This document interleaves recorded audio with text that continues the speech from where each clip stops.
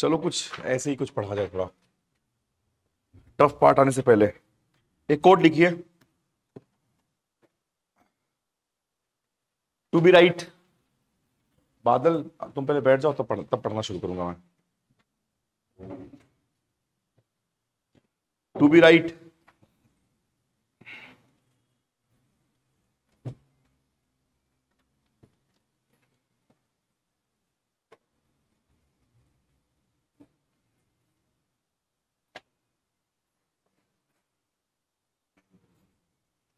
to be right is more honorable than to be right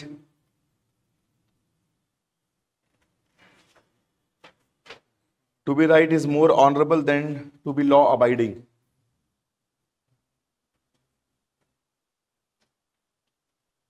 कहां use करेंगे इसको?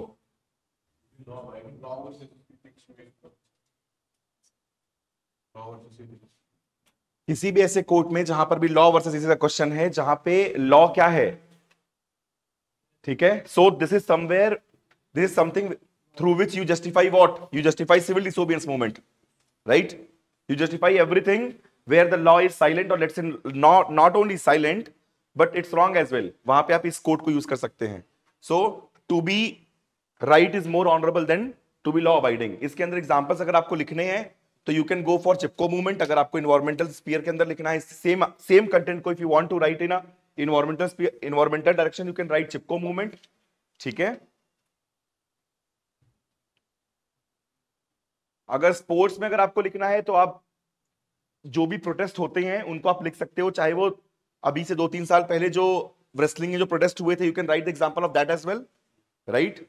सी we are not questioning about कि भाई the protest were right और not, हम उस पर डिसीजन नहीं दे रहे। हम क्या दे रहे हैं कि भाई उनको ऐसा लगता था, the people who were involved in the protest, they thought that there was something wrong going in the entire system, so they protested against this. उन्होंने प्रोटेस्ट के अंदर धरना भी किया, सारी चीजें की, राइट। तो एक तरीके से ये कोर्ट वहां पे आता है। Civil disobedience movement, salt, Dandi मार्च वगैरह सब कुछ इसका एग्जांपल है, वो हिस्टोरिकल एग्जांपल है। करंट एग्जांपल में हमने देख लिया, राइट। चाहे वो आरजे कर जो हॉस्पिटल का, आरजे कर जो रेप केस हुआ था वहां पे, वो कुछ भी हो, आप बहुत आराम से इसको लिख सकते हैं।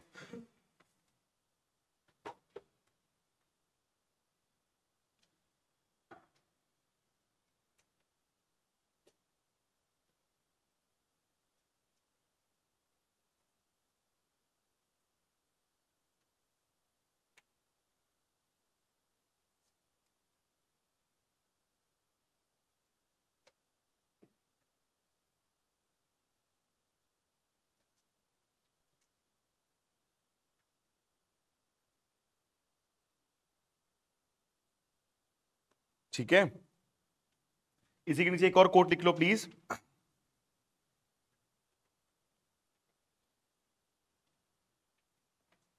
One has moral responsibility, one has moral responsibility to obey,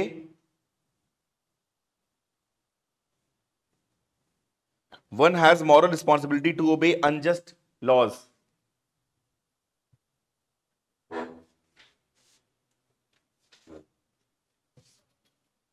हाँ जी, हाँ सॉरी, हाँ, one has moral responsibility to disobey unjust laws। बगल में लिख लेना ब्लैक पेन से, this is something that the both codes is something that you are going to use both in ethics as well as in essay. किसने बोला था? Martin Luther King. One has moral responsibility to disobey unjust laws।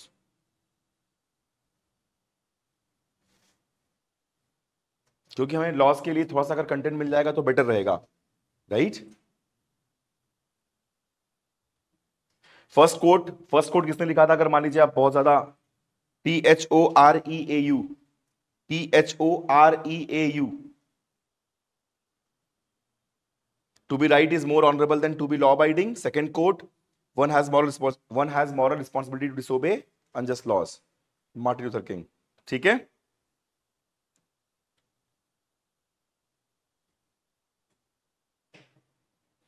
एक छोटा सा दे दो, when should we disobey law, when should we disobey law। हमें law को, मतलब अभी हम ये डिसीजन नहीं दे रहे हैं whether the law is right or not, we are just trying to write when should we disobey law. 2-3 point है, फटाफट लिख लो ताकि एक बार क्या हो जाए। What was the first quote? यार फर्स्ट कोट था to be right is more honourable than to be law abiding. ठीक है, चलिए। Justification to the first justification is that it should not be against state. It should not be against state. ध्यान देना, state और government के बीच में difference है। It can be against government and it's policy, but it should not be against the idea of the state. तो हम state की बात कर रहे हैं, हम गवर्नमेंट की बात, मतलब यहां पे हम स्टेट की बात करें। Should not be against state. India के अगेंस्ट मत करो। अगर आप किसी particular state government, central government के अगेंस्ट प्रोटेस्ट कर रहे हो, that is absolutely right, but not against the idea of India. So it should not be against state. Second, it should be non violent. छोटे point लिखो, it should be non violent.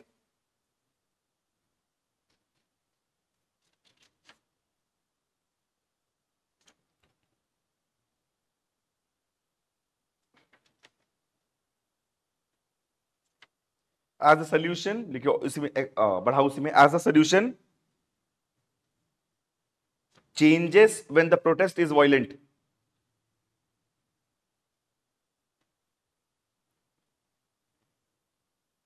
Sir, can you please repeat again?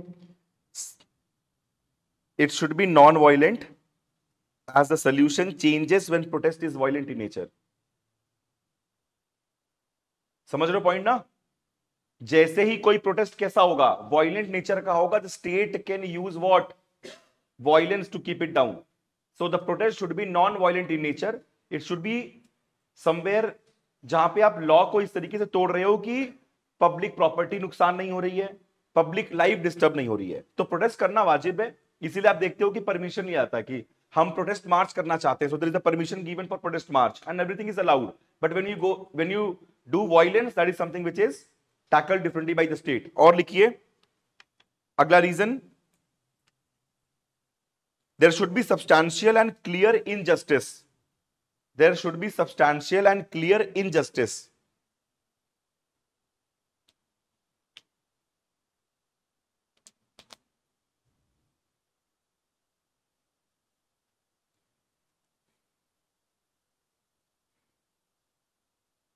फिर अगला लिख लीजिए, must be last resort. Must be last resort. अरे वही लिख रहे हो, कब जस्टिफाइड है protest? When is civil disobedience justified? It should be a last resort, कि मतलब आपने कोर्ट का दरवाजा देख लिया, आपने कंप्लेन कर ली, सब कुछ हो चुका है, and you are not getting any justice, at last what? Protest. ठीक है, इसमें नहीं है। Sir, is this the fourth point?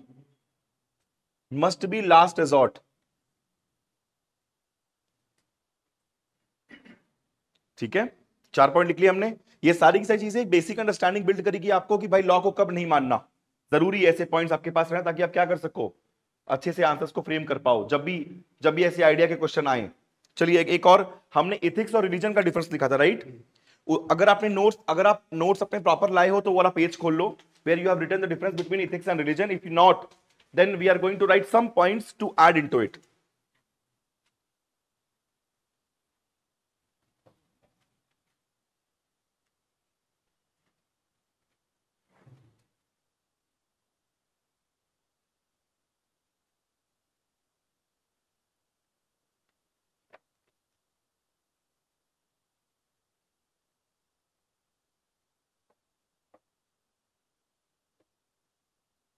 Religion is faith.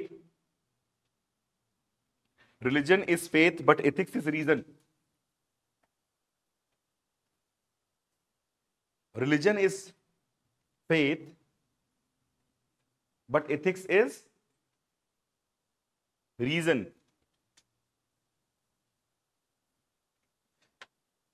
Religion has followers. Religion has followers.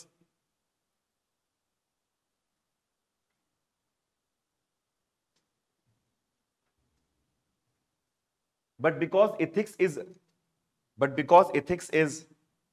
secular,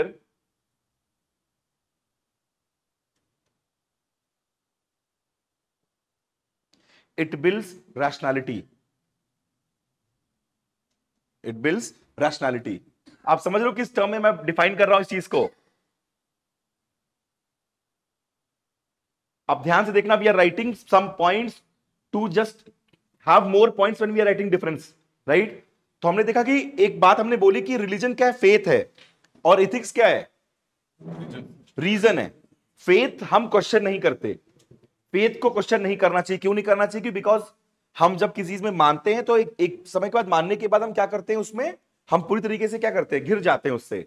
तो वहां पे हम रीजंस कम करते हैं। मैं ये नहीं कह रहा हूं कि उसके बैड हैबिट्स को आप रीजन ना करो, बिल्कुल करो, बट अदरवाइज फेथ जो होता है उसको हम ज्यादा क्वेश्चन नहीं करते। बट इथिक्स में, because we are talking about good and bad, right and wrong, we always question our act. So that is why ethics is reason. ये सब डिफरेंस में आप लिख सकते हो अपने पॉइंट्स को डाइवर्सिफाई करने के लिए।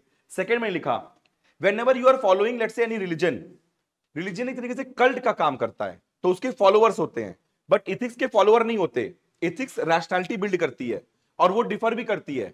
सो देयर आर सर्टेन आइडियाज जिसको सब फॉलो करते हैं, बट अल्टीमेटली अगर ध्यान से देखो तो वहां पे भी बहुत चेंज है। जैसे when we are talking about certain facts कि भाई ठीक है, we are going to tell truth always, हम हमेशा सच बोलेंगे, उसमें भी हम डिफर करते हैं लोगों। फॉर एग्जाम्पल, हम ट्रुथ कितना बोलेंगे, what is the amount of truth we are going to speak? There are certain people who will say कि मैं उतना ही बोलूंगा जितना भाई बाकी लोगों को बुरा ना लगे। बहुत लोग बहुत ब्लंट होते हैं, वो सब बोल देंगे मुंह पे, ठीक है, तो डिफर करता है। तो इसीलिए इथिक्स हमारे ओपिनियन को खुद बनाता है, इसलिए क्या है, उसके फॉलोअर्स नहीं होते, फॉलोअर रिलीजन के होते हैं, फेथ के होते हैं। ठीक है, एक पॉइंट और लिखिए प्लीज, ये नेगेटिव है, ये नेगेटिव पॉइंट है, that faith through divine command theory, faith through divine command theory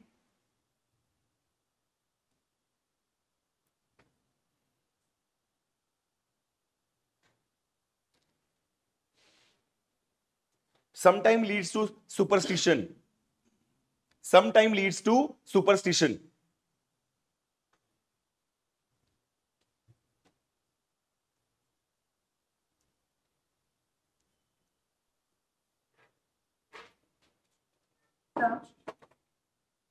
हाँ जी मोनिका। सर हमने ना लॉ से चालू किया, then we directly went on to religion, या ये कल के पार्ट में ऐड करना था? मुझे थोड़ा कंफ्यूजन हो रहा है। एक्चुअली मैं आपको पुराने जो पार्ट्स मैंने आपको बताए उसमें कुछ कुछ वैल्यू ऐड करा रहा हूं, ताकि आपके थोड़े से आर्गुमेंट्स बेटर बन पाए। ठीक है, अदरवाइज क्या होता है, हम रटने लगते हैं, हम बस डिफरेंस को रटेंगे तो हमारा काम नहीं बनेगा, अगर क्वेश्चन थोड़ा भी अलग फॉर्मेट पे आ गया तो। ठीक है, तो ये सब चीजें जानना बहुत जरूरी है कि भाई हाँ ठीक है, सुपरस्टिशन जो होता है मेजरली इथिक्स के थ्रू नहीं आता, रिलीजन के थ्रू आता है। और जब इथिक्स में सुपरस्टिशन आता है तो भी वो रिलीजन के थ्रू ही आता है। आप ध्यान से देखना, जब भी इथिक्स में सुपरस्टिशन आया है तो वो इथिक्स का वो वाला पार्ट है जो हमने रिलीजन से सीखा है। चाहे आप सती को ले लो, किसी भी चीज को ले लो, वो कहां से आया है, वो अल्टीमेटली रिलीजन से ही आया है, राइट? सो बेसिकली रिलीजन जो होता है वो ज्यादा सुपरस्टिशियस होता है इन कंपैरिजन टू इथिक्स। लेकिन हमेशा रखिएगा, आप कभी भी कैसे वर्ड नहीं लिखेंगे, एब्सोल्यूट वर्ड नहीं लिखेंगे कि religion always leads to superstition. Sometimes you have to write sometimes, religion sometimes leads to superstition as well. एक बार डिवाइन कमांड लिख लो, हो सकता है कभी भी वो आपसे पूछ सकते हैं कि भाई डिवाइन कमांड होती क्या है, what is divine command theory, होता है ना डिवाइन कमांड, थोड़ा सा बस एक लाइन लिख लो।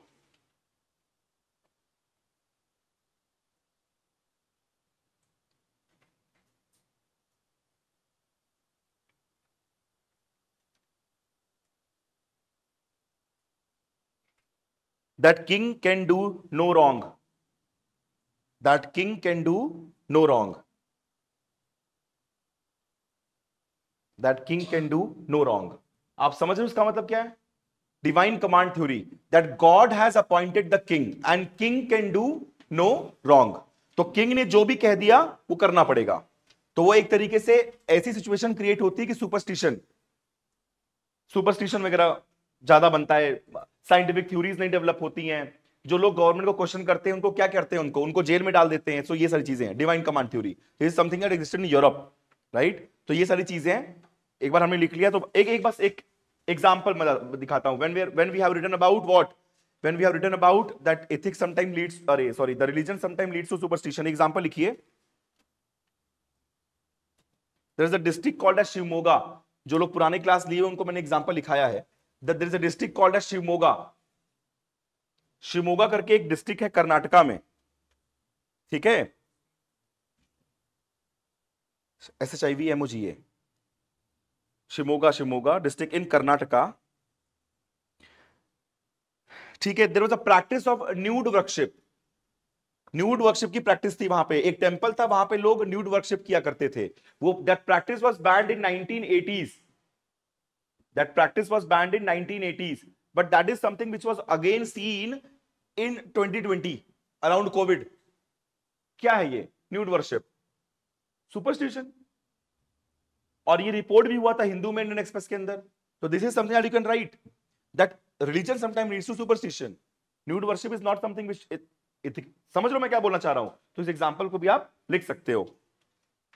सर बैन कब हुआ था? 1996 को। 1980s में बैन हो गया था, लेकिन वो वर्शिप कभी कभी वापस से लोग करते हैं, मतलब दिख जाते हैं करते हुए। कोविड, हाँ कोविड के वक्त दिखे थे, रिपोर्ट हुआ था। Like what exactly is this? Like the worshippers are nude or the deity? No, no, the people who are worship, they are not wearing any clothes. Okay.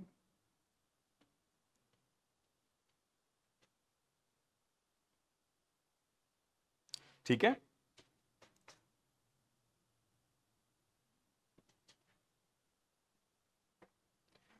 अब एक यहाँ पे एक और कोट रिलीजन वर्सेस एथिक्स में लिख लीजिए, क्योंकि बेसिकली मुझे लगता है आप लोग याद कर लेंगे, one of the most important topic है उसका पूरे। I consider ethics to be an exclusive, I consider ethics to be an exclusively human concern. I consider ethics to be an exclusively human concern with no superhuman authority. Exclusively human concern with no superhuman authority behind it. कौन बोल सकता है? कोई science का बंदा होगा, वही बोलेगा। एल्बर्ट आइंस्टीन, इन्होंने भी बहुत बोल रखा है एथिक्स और इन सब चीजों के बारे में, ठीक है। He has also given very important theories in morality ethics, Albert Einstein, ठीक है। So whenever you are justifying that your religion is not something which should overshadow ethics, this statement can be used कि ethics is a relation, ethics ऐसा relation है जो कि man का individual relation, it should not have some superhuman, superhuman यहाँ क्या बोल रहे हैं? Religion, God, ठीक है। तो मोरालिटी का बेसिस क्या होना चाहिए? इंडिविजुअल होना चाहिए। वो जब इंडिविजुअल मिलके क्या करते हैं, किसी कंसेंसस पे आते हैं, तो वो क्या होना चाहिए? वहां की इथिक्स होनी चाहिए, यही बात है, राइट। तो अभी हमारे पास एक एनफ कंटेंट हो चुका है, कोट हो चुका है दोनों के ऊपर, सिविल डिसोबियंस के ऊपर भी, मतलब लॉ कब नहीं मानना के ऊपर भी, क्योंकि बेसिकली क्वेश्चन क्या आएगा, they are not going to ask about differentiate between law and ethics and how they are agent of, ऐसा नहीं आएगा। वो ऐसा बोलेगा there are chances that there is a competition between law and ethics and in reality the law wins, but what should happen is that ethics should win, ऐसा कुछ करके question frame करेंगे, जहां पे आपको दिखाना पड़ेगा how ethics is superior then law. तो आपको बताना पड़ेगा कि भाई एथिक्स अलाउ करता है सिविल डिसोबियंस मूवमेंट, क्यों? क्योंकि अनजस्ट लॉ को डिसोबे करना आपका काम है। तो वो जस्टिफिकेशन के लिए हमें ये जो कंटेंट हमने लिखा है इसे यूज करना पड़ेगा, ठीक है। This can also, the code can also be used as a concluding argument, fine. 2-3 line हमें लिखना है इकोनॉमिक्स और एथिक्स के बारे में, क्योंकि when we are reading chapter number 5 and 6 there will too much of talk between organizational values and everything else, बहुत बात करेंगे हम, लेकिन अभी ह्यूमन इंटरफेस के अंदर एक बार बात कर लेते हैं, what is the relation between economics and ethics. क्या रिलेशन होना चाहिए इकोनॉमिक्स और एथिक्स में? ये सेपरेट पॉइंट है, ये हमने कभी नहीं पढ़ा, ये वैल्यूडेशन नहीं है, ये मैं आपको बस एक पैराग्राफ पॉइंट दूंगा ताकि आपका आइडिया बिल्ड हो जाए, the relationship between economics and ethics. तो भाई महात्मा गांधी का बहुत इंपॉर्टेंट कोट है, इकोनॉमिक्स एंड एथिक्स। ऑनलाइन आपको बात समझ में आ रही है? Yes, sir. ठीक है। So ethics and economics, Gandhi ji said economy which departs from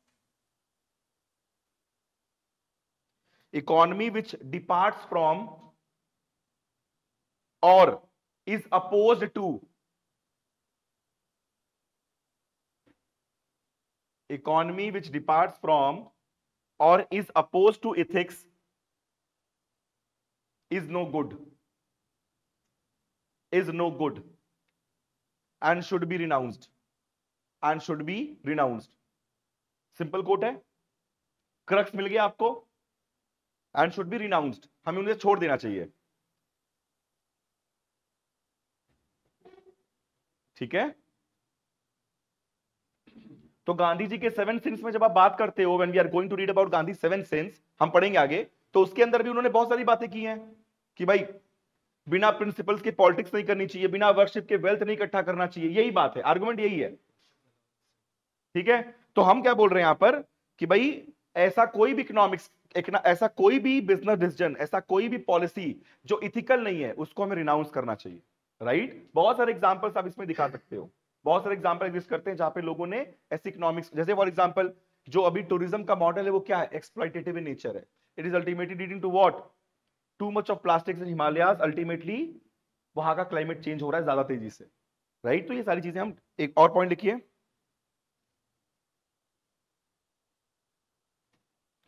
as ethics and economics both are, अगले पैराग्राफ में लिखिए, नहीं कोट नहीं है, पॉइंट है, as ethics and economics both are, as ethics and economics both are about choices,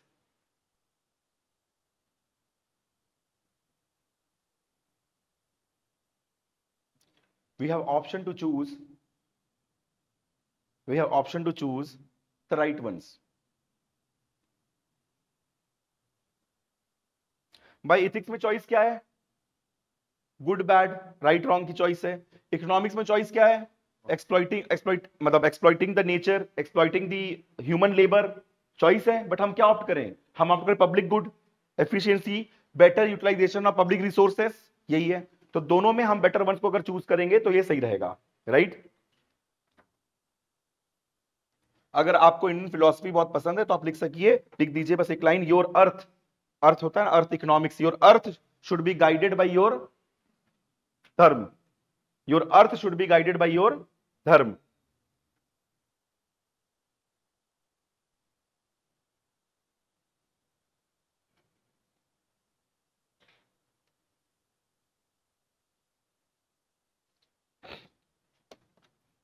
So economics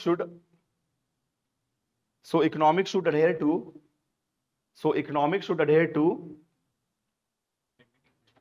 बस उस साथ ही में लिख दो, so economics should adhere to ethical considerations, so economics should adhere to ethical considerations such as benevolence,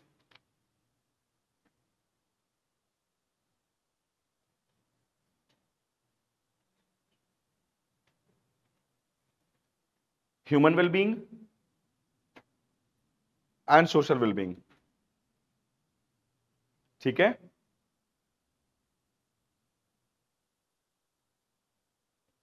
बगल में एक छोटा क्वेश्चन लिख लो, बहुत छोटा सा, चार वर्ड का क्वेश्चन है, खुद आंसर करेंगे आप। Can economic policy B guided bye ethics, can economic policy B guided bye ethics, एक पेज में लिखेंगे, can economic policy B guided bye ethics. बहुत बार लिखे हो कॉन्सिक्वेंस ऑफ एथिक्स, कि अगर अडेयर करोगे तो क्या होगा, नहीं अडेयर करोगे तो क्या होगा।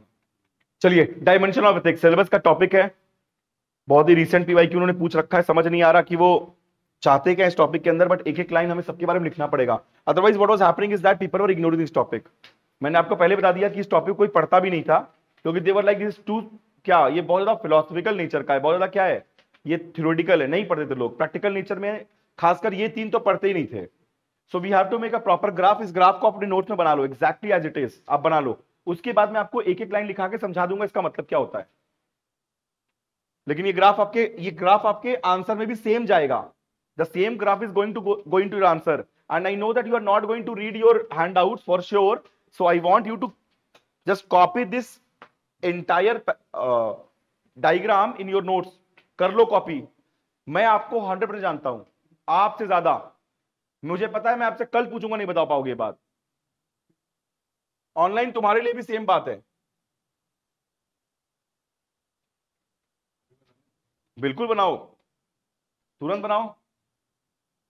सो बेसिकली क्या है कि यार एथिक्स जो होते हैं, मैं आपको अगर जैसे मुझे जैसे याद है, जैसे आपको याद करना अगर बता सकूं तो मैं ऐसे कहना चाहूंगा कि फटाफट याद कैसे करते हैं कि भाई एथिक्स के दो पार्ट होते हैं, एक होता है थ्योरेटिकल, एक होता है प्रैक्टिकल, ठीक है। जब हम थ्योरेटिकल एथिक्स की बात करते हैं तो उसके अंदर 3 स्कूल ऑफ थॉट आते हैं, वो तीनों स्कूल ऑफ थॉट इंपॉर्टेंट है हमारे थ्योरेटिकल के अंदर। आप देख लो, एक नॉर्मेटिव है, एक डिस्क्रिप्टिव है और एक मेटा है, ठीक है। ये तीनों के तीनों थ्योरेटिकल पार्ट हैं एथिक्स के। और जब हम अलग पार्ट में जा रहे हैं, जब हम जा रहे हैं किसमें, प्रैक्टिकल पार्ट के अंदर एथिक्स के, तो हमारे पास अप्लाइड पार्ट आता है जो हम अप्लाई कर रहे होते हैं।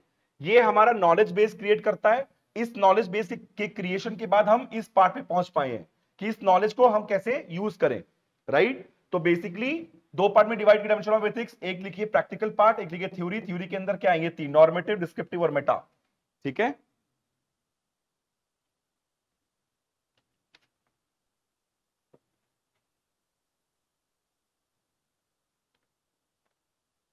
फिर मैं आपको थोड़े से नोट्स दूंगा।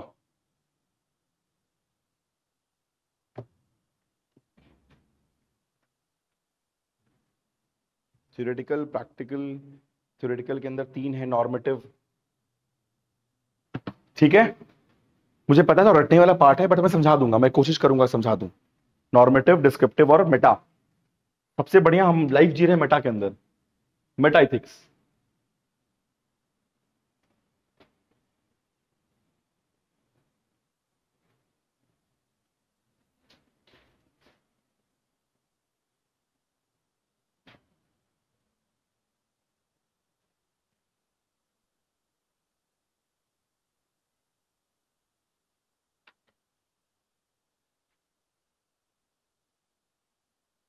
बन गया? अरे स्लो क्यों तुम लिखने में, जल्दी लिखो, सामने तो लिखा है। अरे मैं डिफाइन कर दूंगा तुम्हारे लिए, तुम बस बना दो पैराग्राफ, बनाओ नॉर्मेटिव, डिस्क्रिप्टिव वो मेटा, सामने अप्लाइड, अप्लाइड के अंदर 4-5 एग्जांपल लिख लो, बायो एथिक्स, मीडिया एथिक्स, सारी सारी, क्योंकि बहुत इंपॉर्टेंट है।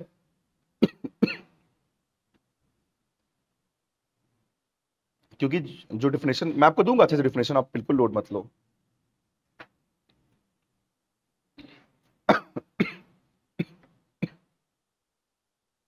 आज पोल्यूशन कम हुआ है, कल ठीक हो जाएगा। आज धूप भी निकली है, लेकिन आज दोस्त का रिसेप्शन है।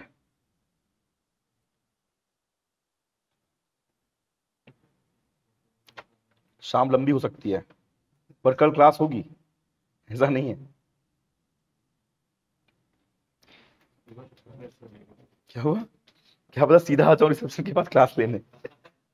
पढ़ लिया मैंने एथिक्स पूरा, चैप्टर 1 कंप्लीट कर लिया। सैटरडे को, सैटरडे कब है? 8 तारीख को है, ठीक है, देखते हैं। चलिए पहले थोड़ा सा 2 लाइन लिखिए। Theoretical dimension of ethics deals with, theoretical dimension of ethics deals with, अबे उतने छोटे में नहीं हो पाएगा, नीचे लिख है, 3-4 लाइन है। theoretical dimension of ethics deals with, underline करेंगे, philosophical, theoretical dimension of ethics deals with philosophical study of moral principle,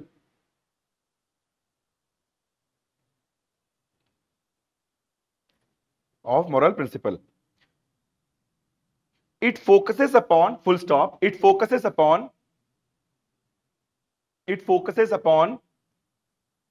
understanding and reasoning about morality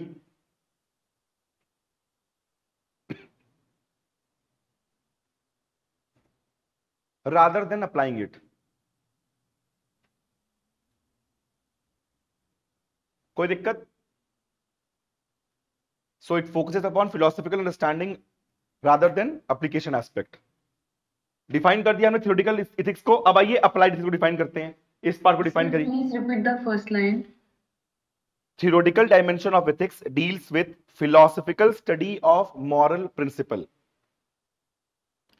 Philosophical study of moral principles focusing upon understanding and reasoning more about morality rather than applying it. ठीक है, किसी को issue? Applied aspect, applied dimension focuses upon,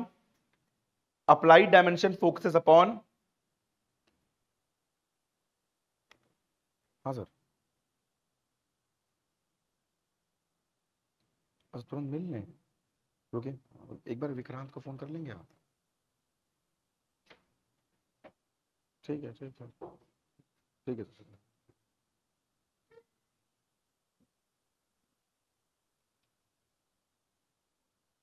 ठीक है, ठीक है, ठीक है, ठीक है सर, ठीक है, ठीक है, ठीक है। Applied dimension focuses upon real life ethical, applied dimension focuses upon real life ethical decisions, real life ethical decisions.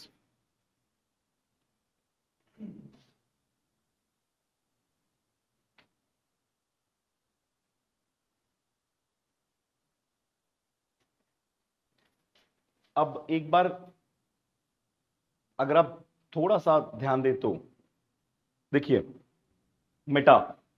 Meta ethics जो है, बस आपको एक बार समझना है बेसिक क्या है। क्वेश्चन कभी भी स्पेसिफिक आया नहीं, आज तक कभी नहीं आया। हमने जब सिलेबस देखा, सिलेबस में क्या वर्ड लिखा था, डायमेंशन ऑफ एथिक्स। क्वेश्चन कैसे आते हैं, बेसिकली क्वेश्चन आते हैं मेजरली अप्लाइड एथिक्स के ऊपर, हमने बात की थी। बट हमें ये सब भी अंडरस्टैंड करना बहुत जरूरी क्यों है, बिकॉज जब भी हम कुछ भी फिलोसफी पढ़ रहे होते हैं वो सब कुछ इसका पार्ट है। हम जब भी गुरु नानक को पढ़ रहे होते हैं वो थ्योरी है। हम जब भी किसी के दिए हुए किसी भी वचन को पढ़ रहे होते हैं सब कुछ थ्योरी है। हम जब उसको अप्लाई करते हैं तो वो क्या है, वो अप्लाइड एथिक्स है।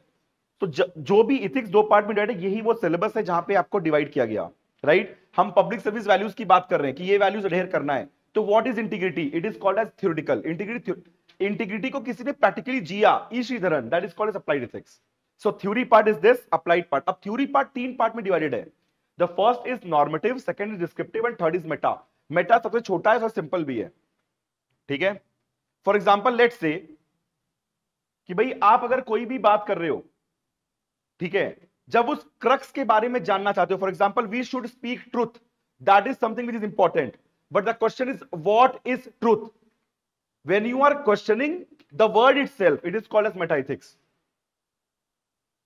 शुड वी लव और नॉट, ये क्वेश्चन आएगा इन दो पार्ट के अंदर कि हाँ भाई लव क्या हो सकता है, रिलेटिव भी हो सकता है, एब्सोल्यूट भी हो सकता है।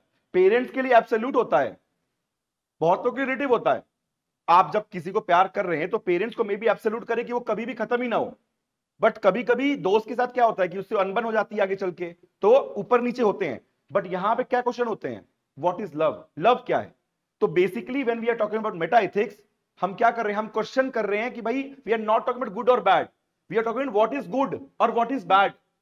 तो जब हम फिलोसफी के एकदम डीप अंडरस्टैंडिंग में जा रहे होते हैं, उसके बारे में समझ रहे होते हैं, तब उसको कहते हैं Meta ethics. When we are evaluating good bad अपने डिसीजन को, it comes under normative and descriptive, but when we are evaluating what is good, then we are talking about meta ethics. Clear है। तो जब deep understanding चल रही होती है, जब आप ऐसा मेटाफिजिकल वर्ल्ड में बात कर रहे होते हैं, जिसे कहते नहीं है जब बात कर रहे हैं, वो सारी चीज, हाँ वो सारी चीजें इसके अंदर आती हैं मेटा एथिक्स के अंदर। आपको बस इतना लिखना है, आप एक बार लिख लीजिए प्लीज, लिखिए मेटा एथिक्स के बारे में।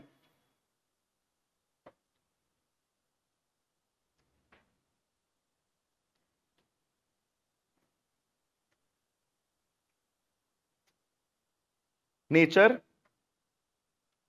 Nature meaning, nature comma meaning, nature meaning comma justification of moral terms, of moral terms and judgements.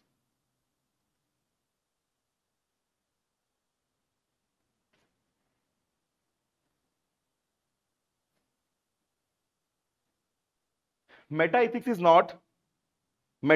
not telling you, meta ethics is not telling you what is right and wrong.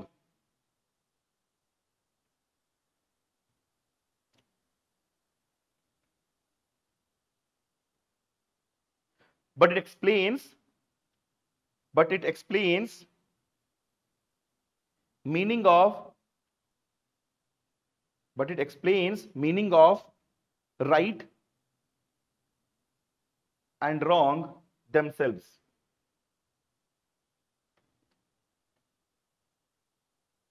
कोई दिक्कत Meta के बारे में online guys, कोई दिक्कत Meta के बारे में, मेटा एथिक्स।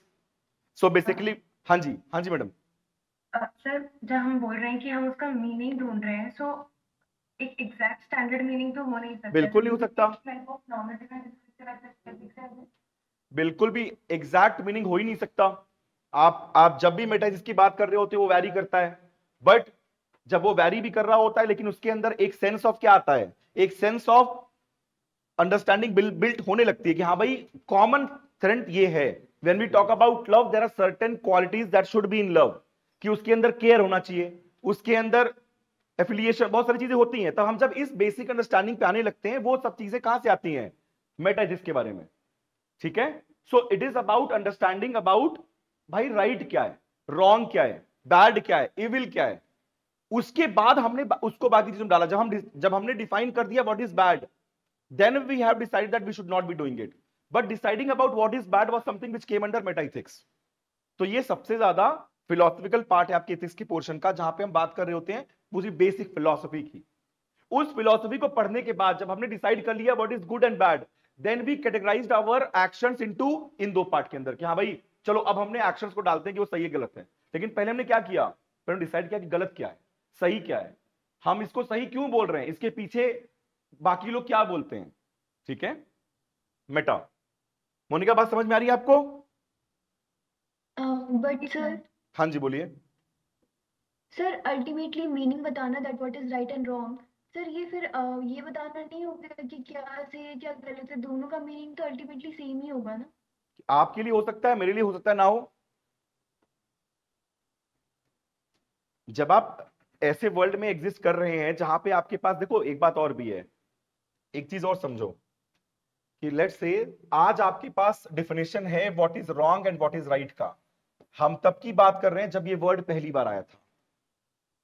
आप समझो, जब हमें इसका मतलब ही नहीं पता था, ये कोई ऐसा वर्ड है कि जो वर्ड एग्जिस्ट ही नहीं करता था और हमने इसको बनाया कि भाई सही चीज है क्या, तो हम तब की बात करें। आज तो हम अपने आप को डिफाइन करने के बाद डाल दे रहे हैं बहुत आसानी से कि भाई इसका क्या ही मतलब है, समझो।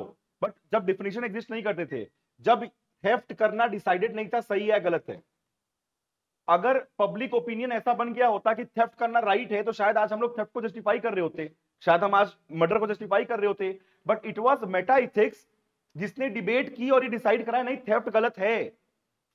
समझो, मैं बात कर रहा हूं उस फर्स्ट ओपिनियन की जब पहली बार थेफ्ट हुआ होगा, जब पहली बार किसी को पता चला होगा, और वहां का कोई स्कूल टीचर है, वहां कोई फिलोसोफर इस चीज के ऊपर बैठ के क्या किया होगा, थ्योरी बनाई होगी। मैं तब की बात कर रहा हूं। आज बहुत आसान है ये बात समझना कि भाई व्हाट इज लव भाई, लेकिन वो डेफिनेशन पहली बार जब आया होगा तब उसके ऊपर डिबेट हुई होगी, 100 लोगों ने अलग थीसिस दी होगी। आज हमारे पास क्या है, कंक्लूडिंग आर्गुमेंट है। समझो, तो Meta is starting point of anything. आज भी डिबेट चल रही है कि भाई गुड और बैड जो है वो क्या कभी कॉमन हो सकता है सभी लोगों का, नहीं हो सकता। क्यों? क्योंकि रिलीजन वैरी करता है, प्लेस वैरी करता है, टाइम वैरी कर रहा है। ये सारी डिबेट कहां एग्जिस्ट करती है यहां पर। जब ये डिबेट सॉल्व नहीं हो पाई तो हमने क्या बोला, हमने बोला कि भाई कुछ राइट जो हैं वो रिलेटिव होते हैं और कुछ राइट जो हैं वो एब्सोल्यूट होते हैं। इसको जानने के बाद हम यहां पहुंचे कि भाई क्योंकि everybody can not be at a same conclusion, so what do we need to categorise people in different aspect. तो हम यहां पहुंच गए कि भाई ठीक है, तुम्हारे लिए जो गुड हो सकता है वो मेरे लिए भी हो, लेकिन सारे सर्कमस्टांसेस में ना हो, तो हम यहां पे आए। समझ रहे हो? तो Meta is the first part, वो सबसे पुराना पार्ट है। वो ऐसी थ्योरी है जब कोई चीज आई तो उसके ऊपर डिबेट हो रही थी। जब हम ओशो के आर्गुमेंट को पढ़ रहे होते हैं, वो मेटा वाला पार्ट है। ओशो पढ़ा है किसी ने? ओशो की रील्स देखी है किसी ने?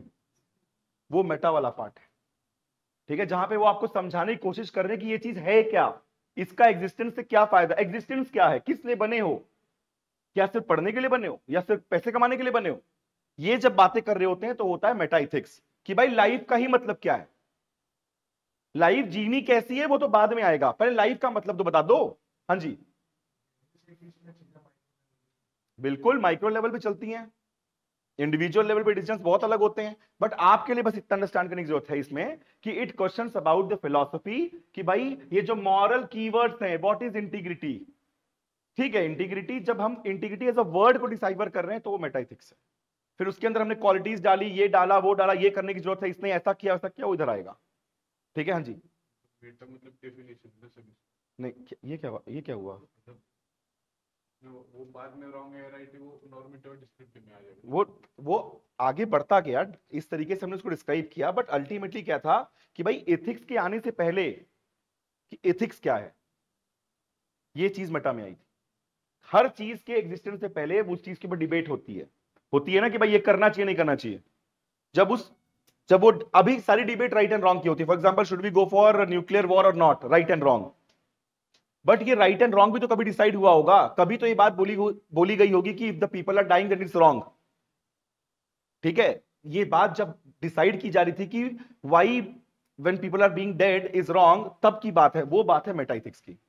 The first and foremost when debate happened. अगर मैं आपको रियलिटी बताऊं, रामायण में अगर रावण जीत जाता या महाभारत में अगर दुर्योधन जीत जाता तो हम किसी और गॉड को पूज रहे होते। समझना इस बात को, आप समझ रहे हो मैं क्या बोल रहा हूं? सो भाई ये पर्सपेक्टिव है। इसी तरीके से पर्सपेक्टिव ये भी है कि यही कीवर्ड थेफ्ट का कीवर्ड में भी हमारा प्रिंसिपल होता, तो उस थेफ्ट गलत क्यों है या फिर कोई चीज गलत क्यों है, उसकी डिबेट जब स्टार्ट हुई तो मेटाइथिक्स था जिसने क्या किया, जिसने उसके बारे में डीपर अंडरस्टैंडिंग लोगों को दी। हाँ भाई इसका मतलब ये है, इस रीजन की वजह से ये चीजें गलत हैं, अब आप डिसाइड कर लो आपको करना है नहीं करना। ठीक है, तो ये एक तरीके से मेटाफिजिकल वर्ल्ड है। यहां पे क्वेश्चन कैसे करते हैं आप, ये भाई लाइफ का पर्पस क्या है, मैं क्यों ही पैसे कमा रहा हूं। बाद में यार भाई मैं पैसे कमा रहा हूं, इसको किसको किसको दूं, ये अलग क्वेश्चन है। भाई मैं क्यों ही पैसे कमा रहा हूं, मैं क्यों मेहनत कर रहा हूं, why should I study, is there any purpose behind my life, all these questions comes under what, metaethics. So basically it is questioning the keywords itself. ये एथिक्स के कीवर्ड को ही क्वेश्चन कर रहा है, इसीलिए ज्यादा हम पढ़ते नहीं है इसको। ये मेजरली कहां पढ़ते हैं हम, फिलॉसफी में। जब प्लेटो बात कर रहे होते हैं जस्टिस के बारे में, वो जस्टिस के 5 या 6 या 7 डिफिनेशन देते हैं अलग अलग किससे, अलग अलग तरीके से। दैट इज मेटा, वो मेटा वाला पार्ट है कि भाई अलग हो सकता है, बिल्कुल हो सकता है। ठीक है, आपके सिलेबस के अंदर ये चीज आपको कितनी आनी चाहिए, इसका एक definition example, when we are debating about the meaning of right and wrong, that is called as metaethics, और एक डिफिनेशन। जितना इसके अंदर जाएंगे उतना फिलॉसफी है, और एथिक्स में इसका ज्यादा रोल है भी नहीं, कोई दिक्कत। ठीक है, चलिए अगला लिखिए एक बार भाई, नॉर्मेटिव। भाई तो नॉर्मेटिव के 3 पार्ट लिख लीजिए फटाफट। The first and foremost is virtue ethics.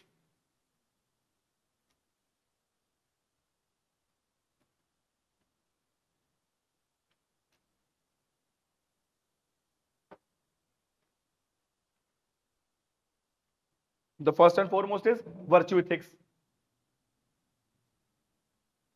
Second is deontology, and last is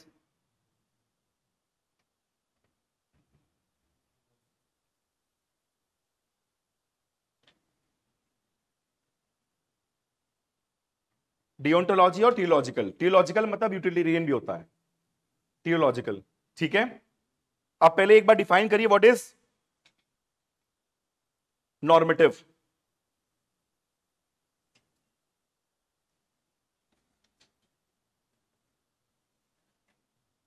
Normative ethics prescribes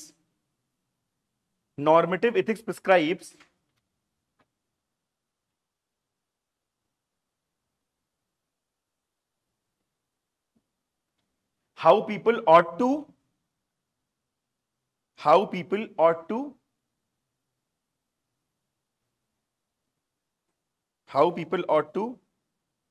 behave। अब देखो, हमने पहले मेटा क्यों पढ़ा, हमने पढ़ा कि पहले राइट एंड रॉन्ग की डिबेट कर ली जाए। हमने राइट एंड रॉन्ग की डिबेट कर ली, हमने बता दिया कि what is right and what is wrong, we have given a definition for each and every keywords. Now we come to normative, कि भाई हमें करना क्या चाहिए। और टू डू का मतलब क्या है, what should we do, what should we do, हमें व्हाट, हमारे एक्शंस किस बेसिस पे क्या होने चाहिए, कौन से प्रिंसिपल्स के बेसिस पे हमारे एक्शंस डिटरमाइन होने चाहिए। So normative ethics tells about what is ought to be done, सही क्या है, इसमें बोलते हैं हम सही क्या है। जब हम सही क्या है बोलते हैं नॉर्मेटिव एथिक्स होता है। And normative ethics is what, normative ethics आपको ट्रुथ दिलाता है कि भाई हाँ भाई ये एक्शन जस्टिफाइड है। मेटा एथिक्स डिफाइन करने के बाद नॉर्मेटिव एथिक्स इसलिए आया कि भाई ये सारे एक्शन ऐसे एक्शन हैं जो आप जब करेंगे तो आप इथिकली राइट हैं, इथिकली राइट है। फॉर एग्जांपल नॉर्मेटिव एथिक्स का फर्स्ट पार्ट आपने लिखा, क्या लिखा, वर्च्यू एथिक्स। वर्च्यू एथिक्स में हमें 4 मेजर वर्च्यूज के बारे में हम बात करते हैं। सबसे मेजर उसमें कौन सा है, वो है करेज, राइट। तो भाई नॉर्मेटिव एथिक्स क्या बोलता है, what ought to be done in any situation, courage is the paramount virtue that you have to show. किसने बोला, नॉर्मेटिव एथिक्स ने। कि भाई what ought to be done, तो हमें सबसे पहले क्या रखना है, टेम्परेंस रखना है, जस्टिस रखना है, करेज रखना है, ये सब क्वालिटीज हैं, हमें इंटीग्रिटी फॉलो करनी है, ये सब क्वालिटीज हैं। तो ये what ought to be done, हमें क्या करना चाहिए, हमें करेज दिखाना चाहिए, हमें इंटीग्रिटी दिखानी चाहिए, हमें सैक्रिफाइस करनी चाहिए, ये नॉर्मेटिव एथिक्स है। What ought to be done, simple एक लाइन में हमें क्या करना चाहिए, और हमें क्या करना चाहिए डिसाइड कहां से हुआ, क्योंकि हमने राइट एंड रॉन्ग डिसाइड कर लिया, कब, मेटा में डिबेट करके, तो हमने डिसाइड कर लिया भाई ये रॉन्ग है, ये राइट है, राइट में क्या क्या है, ये चीजें करनी चाहिए, वो नॉर्मेटिव का पार्ट है। जब आपके डिसीजंस कभी भी क्वेश्चन हो रहे होते हैं, ठीक है, वो हमेशा नॉर्मेटिव एथिक्स के पार्ट में आते हैं, हमेशा नॉर्मेटिव में आते हैं। लेट्स से आपने कोई ऐसा एक्शन कर दिया as an officer which is not giving benefit to maximum people, वो किसके अगेंस्ट है, वो प्रिंसिपल, जब हमने लिखा तीसरा प्रिंसिपल टीलॉजिकल, वो उसके अगेंस्ट है। हाँ जी, कुछ नहीं, टीलॉजिकल थियोलॉजिकल आएगा आगे, मैं बता दूंगा। थियोलॉजिकल मतलब यूटिलिटेरियन एथिक्स होती है, जहां पर आप मैक्सिमम गुड को फोकस करते हो, आ जाएगा, अभी हम पढ़ेंगे उसको, राइट। तो basically normative is about doing what should we do, and it has three part, the first is virtue ethics, second is deontology that is duty ethics, and third is theological that is utilitarian ethics. ये तीन part हैं। तो हमारे सारे action जो है, जब हम एक्शन कर रहे हैं अब, वो ये डिसाइड करता है राइट एंड रॉन्ग, और ये प्रिस्क्राइब करता है कि what should be a morally और ethically right action, what we ought to do. अब देखो, अगर हम अभी इतने डिबेट क्लास में कर चुके हैं पिछले 4 क्लासेस में कि भाई मेरा डेफिनेशन अलग है, मेरा ओपिनियन अलग है, चीजें ऐसी नहीं वैसी हैं, तो सबको एक ब्रैकेट में डालना क्या नहीं है, पॉसिबल नहीं है। इसीलिए क्या हुआ, इसीलिए बेसिकली इन्होंने what ought to be done को 3 पार्ट में डिवाइड कर दिया। What ought to be done को, क्या होना चाहिए, उसको 3 पार्ट में क्यों किया, क्योंकि all human actions can not B same and everybody can not give the same justification for a right action. बहुत सारे लोग क्या कर सकते हैं, अलग एक्शन लेके भी उसको जस्टिफाई कर सकते हैं, तो उसको, वो भी तो इथिकल है। फॉर एग्जाम्पल, महाभारत का वॉर इथिकल कैसे है, ऑल्दो महाभारत के वॉर के अंदर वर्च्यू दोनों पार्टी ने दिखाया। अगर मैं ध्यान से देखें, अगर एक बार हम इस पे थोड़ा सा वो करें,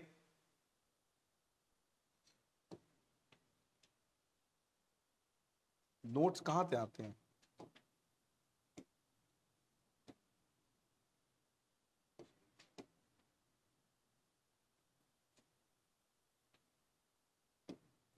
चलिए, हमने बात की कि भाई what ought to be done, ये नॉर्मेटिव एथिक्स है, इसके अंदर हमने पहली बात की वर्च्यू। अब हमने बहुत सारे वर्च्यू का एग्जांपल लिया, एक वर्च्यू जो मोस्ट इंपॉर्टेंट है उसको हमने क्या लिखा, करेज।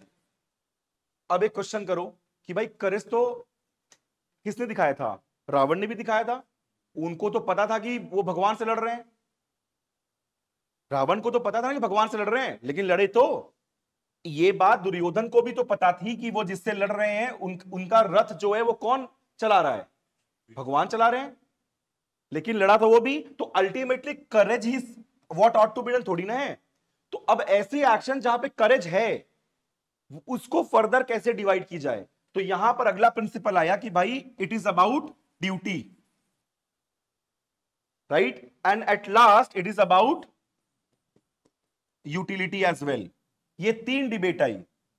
वर्च्यू बहुत इंपॉर्टेंट है, बट कभी कभी कुछ कुछ वर्च्यूज ऐसे होते हैं जहां पर आप डिसाइड नहीं कर पाते क्योंकि आपका एनिमी भी सेम वर्च्यू दिखा रहा है।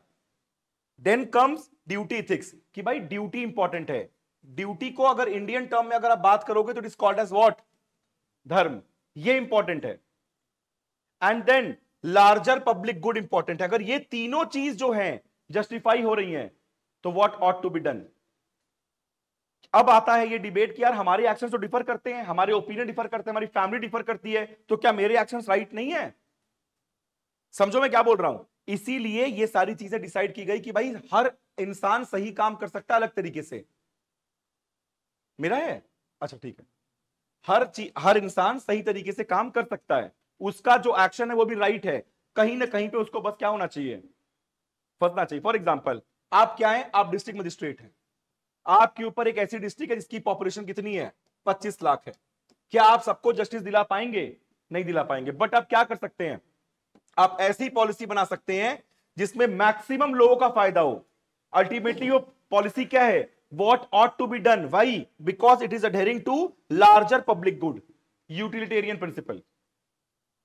maximum benefit to maximum people.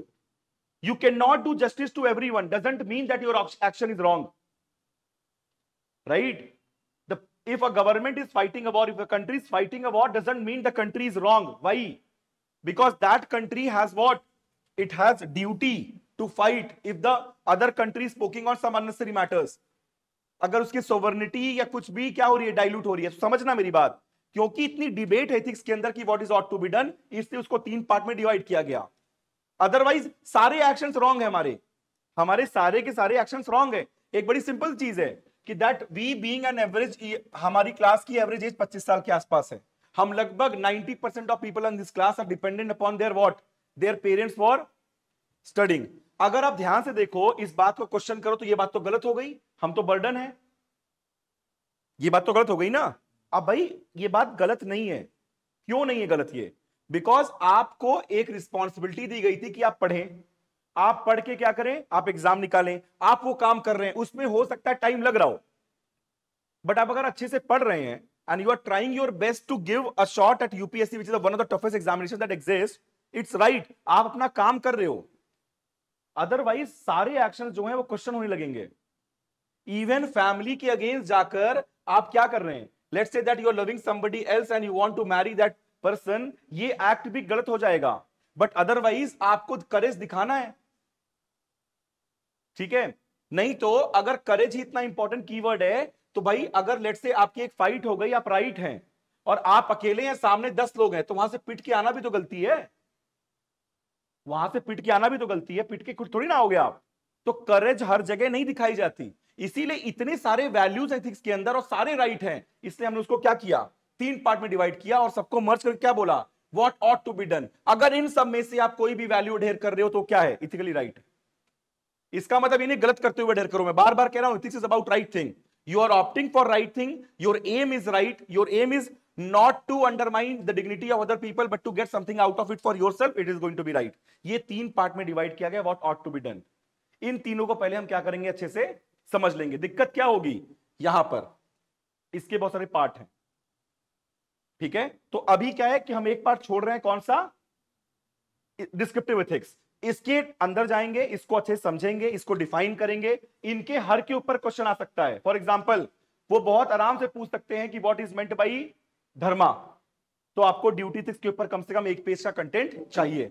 What is meant by Jeremy Bentham principles of utilitarian ethics, ठीक है. And what is the usage, और ये बता रहा हूं आपको, in civil services you can follow virtue, yes you can follow virtues of character,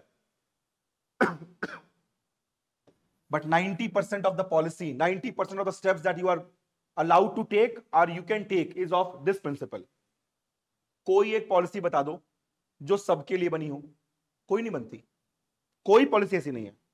मैं बताता हूं बहुत मेजर, मनरेगा, अपर का, जो भी पॉवर्टी लाइन के ऊपर है, क्या उनके लिए है, वो नहीं है. पीएम किसान किसके लिए, जिसके पास खेत है उसके लिए. तो पॉलिसीज किस प्रिंसिपल की बनती है, it should benefit maximum number of people, not to everyone. We will try to include everyone, but that is not possible. So civil servant should adhere to the principles of utilitarianism. जैसे आपको पता है कि there is a patch of what, ये एक नदी बह रही है, बार बार यहां से बाढ़ आती है, ठीक है. आपको पता है कि भाई आप पानी को क्या कर सकते हैं, डाइवर्ट कर सकते हैं. और इस डाइवर्जन की वजह से यहां पर एक कॉलोनी है जो कि क्या है, जो कि स्पेसिफिकली ट्राइबल्स की है, उनका हैमलेट है, उसको रिमूव करना पड़ेगा. उसको रिमूव करने से क्या होगा कि भाई इस हैमलेट में लेट्स से 50, टोटल पॉपुलेशन 50 की है, और ये जो टाउन जो बार बार फ्लड होता है, इसमें कितने लोग रहते हैं, 50 लाख लोग रहते हैं. ये शहर हर साल डूबता है. आपको पता है this is going to help, this is going to resolve the problem of the flood in the nearby town, and this policy you have to take, otherwise क्या होगा, धीरे धीरे इरोजन होके शहर बर्बाद हो जाएगा. You have to take an action and you will take it. Why you will take it? Because इनको रिहैबिलिटेट कर सकते हैं आप, बट इनको रिहैबिलिटेट नहीं कर सकते आप. 50 लाख, तो बेसिकली व्हाट इज हैपनिंग, 40 मतलब कितने लोग बच रहे हैं, वो मैथ कर लो अपनी. ये है यूटिलिटेरियनिज्म, जहां पे maximum good to maximum people मिल रहा है, but some people are going to go what. ये सारी चीजें बोलते हो ना, जैसे स्लम्स को हटाया जाता है, रिहैबिलिटेशन होते हैं, ये सारे इस प्रिंसिपल के बेसिस पे होते हैं। तो सिविल सर्विस में ये प्रिंसिपल बहुत इंपॉर्टेंट है। अब हम इन तीनों प्रिंसिपल को ढंग से पढ़ेंगे, उनके नोट्स बनाएंगे, उसके बाद हम आगे बढ़ेंगे और इन प्रिंसिपल्स के कुछ कुछ इंपॉर्टेंट जो कीवर्ड्स हैं उनको भी हम डिफाइन करके यहीं पे लिख लेंगे, ठीक है? तो ये थोड़ा लंबा चलेगा। चलिए फर्स्ट डालिए।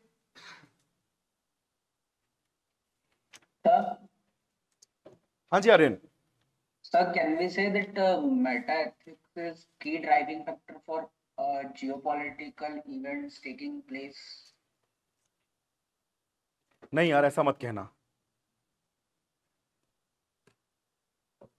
Individual selfishness and other things are important major factors for geopolitical whatever is happening.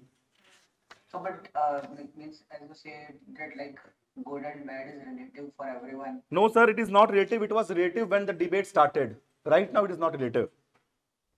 When the debate started, yes, it was relative. ठीक है? But right now we already have a good understanding about what is right and what is wrong. है कि नहीं? चलिए लिखिए भाई, जहां पे आपने इन तीनों को ब्रैकेट बनाया वहां लिख लो डिओन्टोलॉजी कंसिस्टेंट विद ड्यूटीज, छोटा डिफिनेशन। हाँ जी, नहीं बस नहीं, जहां पे आपने वो बनाया है टेबल, जहां टेबल बनाया है वहां पे आपने डिओन्टोलॉजी और ये लिखा है तीनों ना, वहां छोटा डिफिनेशन भी लिख लो, being consistent with duties.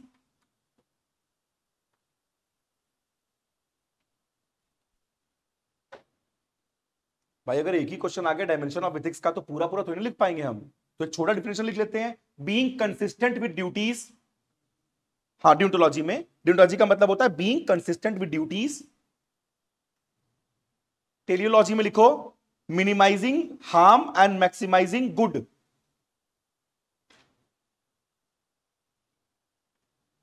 Minimising harm and maximizing good.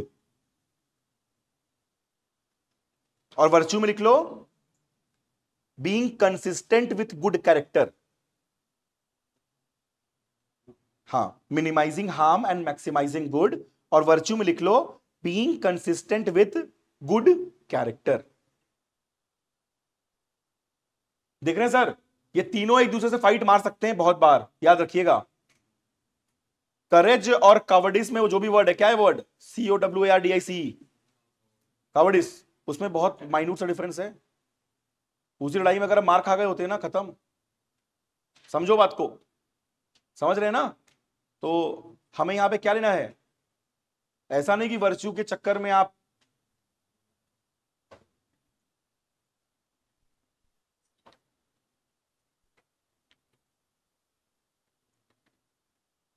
छोटा डिफिनेशन हो गया हमारा।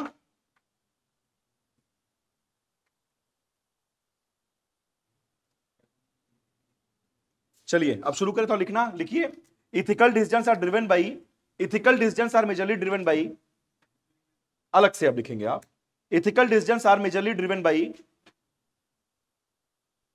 3 things.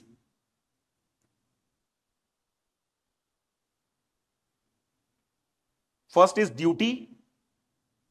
Ethical decisions are majorly driven by 3 things. The first is duty, that is obligation. कहीं भी अगर जो नोट्स में लिखवा रहा हूं डाउट होगा तुरंत पूछ लेना, ये लाइन समझ में आ रही होगी। Ethical decisions are majorly driven by duty. Duty toward your parents, duty toward your studies, your body. आपकी ड्यूटी है उसको फिट रखना, क्योंकि हम लोग 100% कर रहे हैं। सेकेंड, ड्यूटी टुवर्ड्स, मतलब पहला सॉरी ड्यूटी नहीं, दूसरा वेलफेयर। आपने पहले लिखा ड्यूटीज, दूसरा लिखिए वेलफेयर। एक तो ड्यूटीज है ही, बट इसका मतलब ये नहीं कि सेल्फ को हमेशा सैक्रिफाइस करो, तो वेलफेयर भी इंपॉर्टेंट है। What is welfare? Welfare is positive consequences, तो वेलफेयर ब्रैकेट में consequences, and last is character. तो ethics decisions are driven by duty first, welfare second and character third. कोई डाउट? 3 पार्ट में divide कर सकते हैं हमारे सारे ऑब्लिगेशंस को। तो फर्स्ट इज ड्यूटी, जो हमारी खुद की ड्यूटी है, बहुत तरीके से ड्यूटी निभाते हैं हम, as a son, as a husband, as a employee, as a employer, as a citizen of this country, हम बहुत सारी ड्यूटीज निभाते हैं। और वही जब ड्यूटी हम अपनी निभाएंगे किसके साथ? सत्यनिष्ठा के साथ, तो क्या है हम तो हम एक तरीके से एक वर्चुअस एक्ट कर रहे हैं, मतलब एक इथिकल एक्ट कर रहे हैं। Second, welfare, we not only have to maximise our welfare but we can not be seen selfish in nature, तो हमें अदर स्पेसिफिक बिहेवियर भी डालना है, तो वेलफेयर भी। फॉर एग्जाम्पल, छोटा example, donating blood every 3 months, welfare for at least some people, या फिर ऑर्गन डोनेशन के लिए साइन अप कर देना, ठंडियों में अपने जो पुराने कपड़े हैं उसको देना, welfare. Then last, character, that the public, आपका जो पब्लिक इमेज है वो कैसा होना चाहिए, that yes you are backed by what you say, कि भाई ठीक है आप अवेलेबल हैं, भाई ठीक है आप ट्रूथफुल हैं, कंपैशनेट हैं आप, that is character of yours, right. So सारे के सारे जो हमारे जो डिसीजंस होते हैं वो 3 बेसिस पे चल रहे होते हैं। सो पहली बात की हमने ड्यूटी की, चलिए एक बार ड्यूटी को लिखते हैं, डिओन्टोलॉजिकल ethics.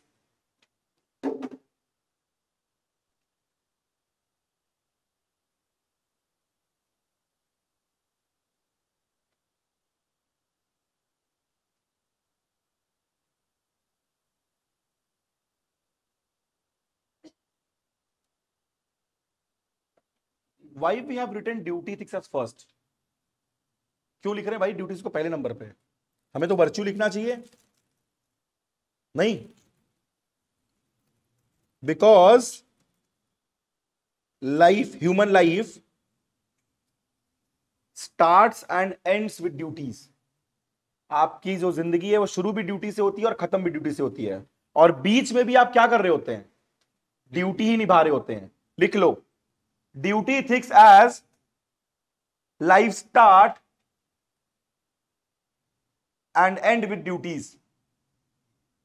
Duty ethics as human life starts and end with duties.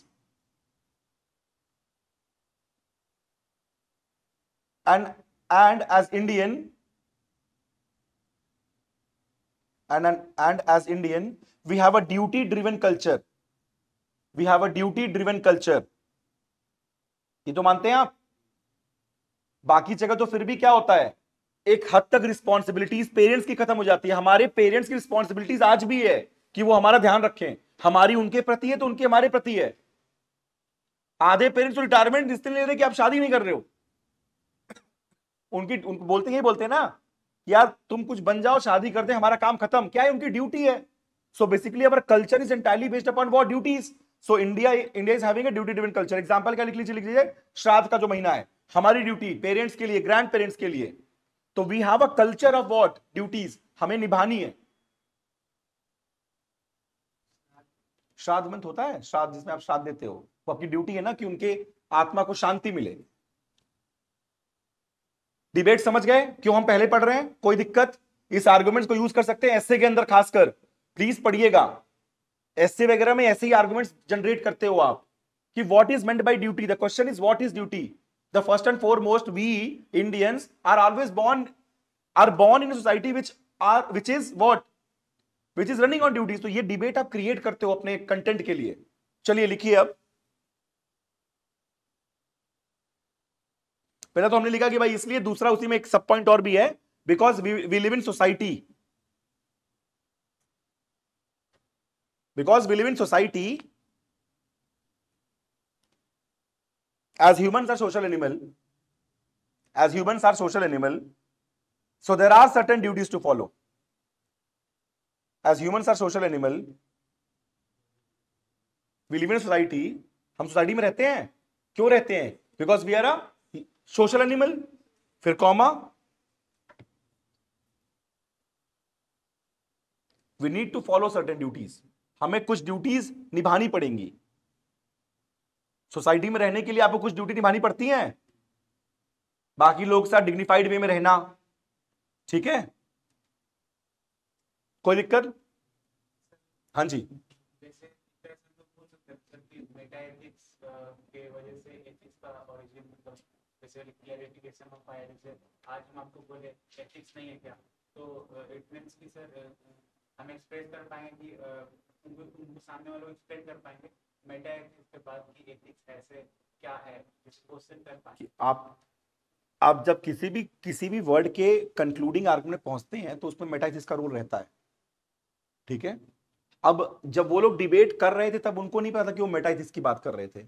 हमने जब ये सब्जेक्ट बनाया तब हमने कहा कि भाई वो पोर्शन जहां पे हम कंसेप्ट्स का डिबेट करेंगे उसको हम मेटाइथिक्स बोलेंगे, वो पोर्शन जहां पे हमें क्या करना चाहिए सीखेंगे उसको हम नॉर्मेटिव एथिक्स बोलेंगे, और वहां पर जहां पे रियलिटी में सारे के सारे एक्शंस हो रहे होंगे उसको हम अप्लाइड एथिक्स बोलेंगे।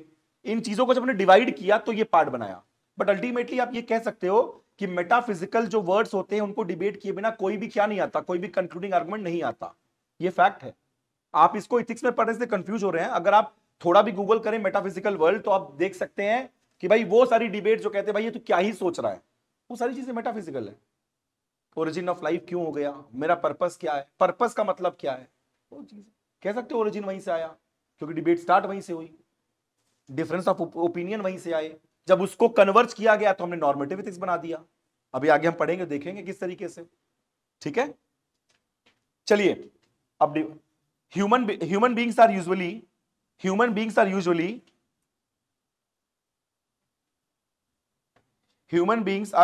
Aware that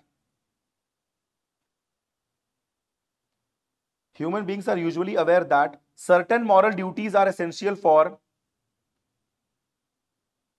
moral duties are essential for communal living and social harmony। कोई दिक्कत इस बात में आप सभी को? अब आप अगर सोसाइटी के बाहर रह रहे बोल रहे नहीं मैं रहता ही नहीं हूं, मैं तो मेरे घर से 10 किलोमीटर दूर बाकी सोसाइटी है, मैं पहाड़ पे रहता हूं, तो बात अलग है। Otherwise, human beings are usually aware that certain moral duties are essential for communal living and social harmony। ठीक है,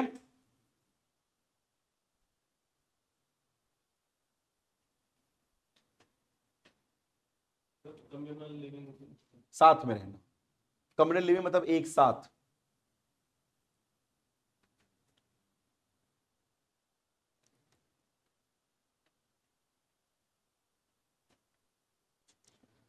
सो ड्यूटीज मेजरली 3 पार्ट में होती हैं। ड्यूटी को अगर हम डिवाइड करें, duties are majorly of 3 types, लिख लीजिए।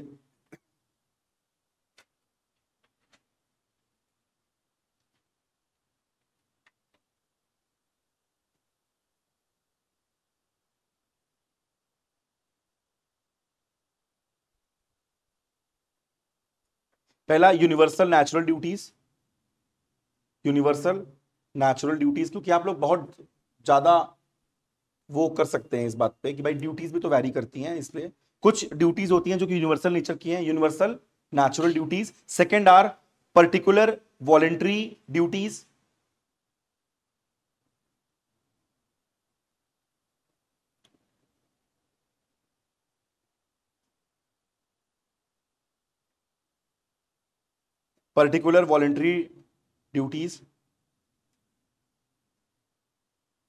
and then last one,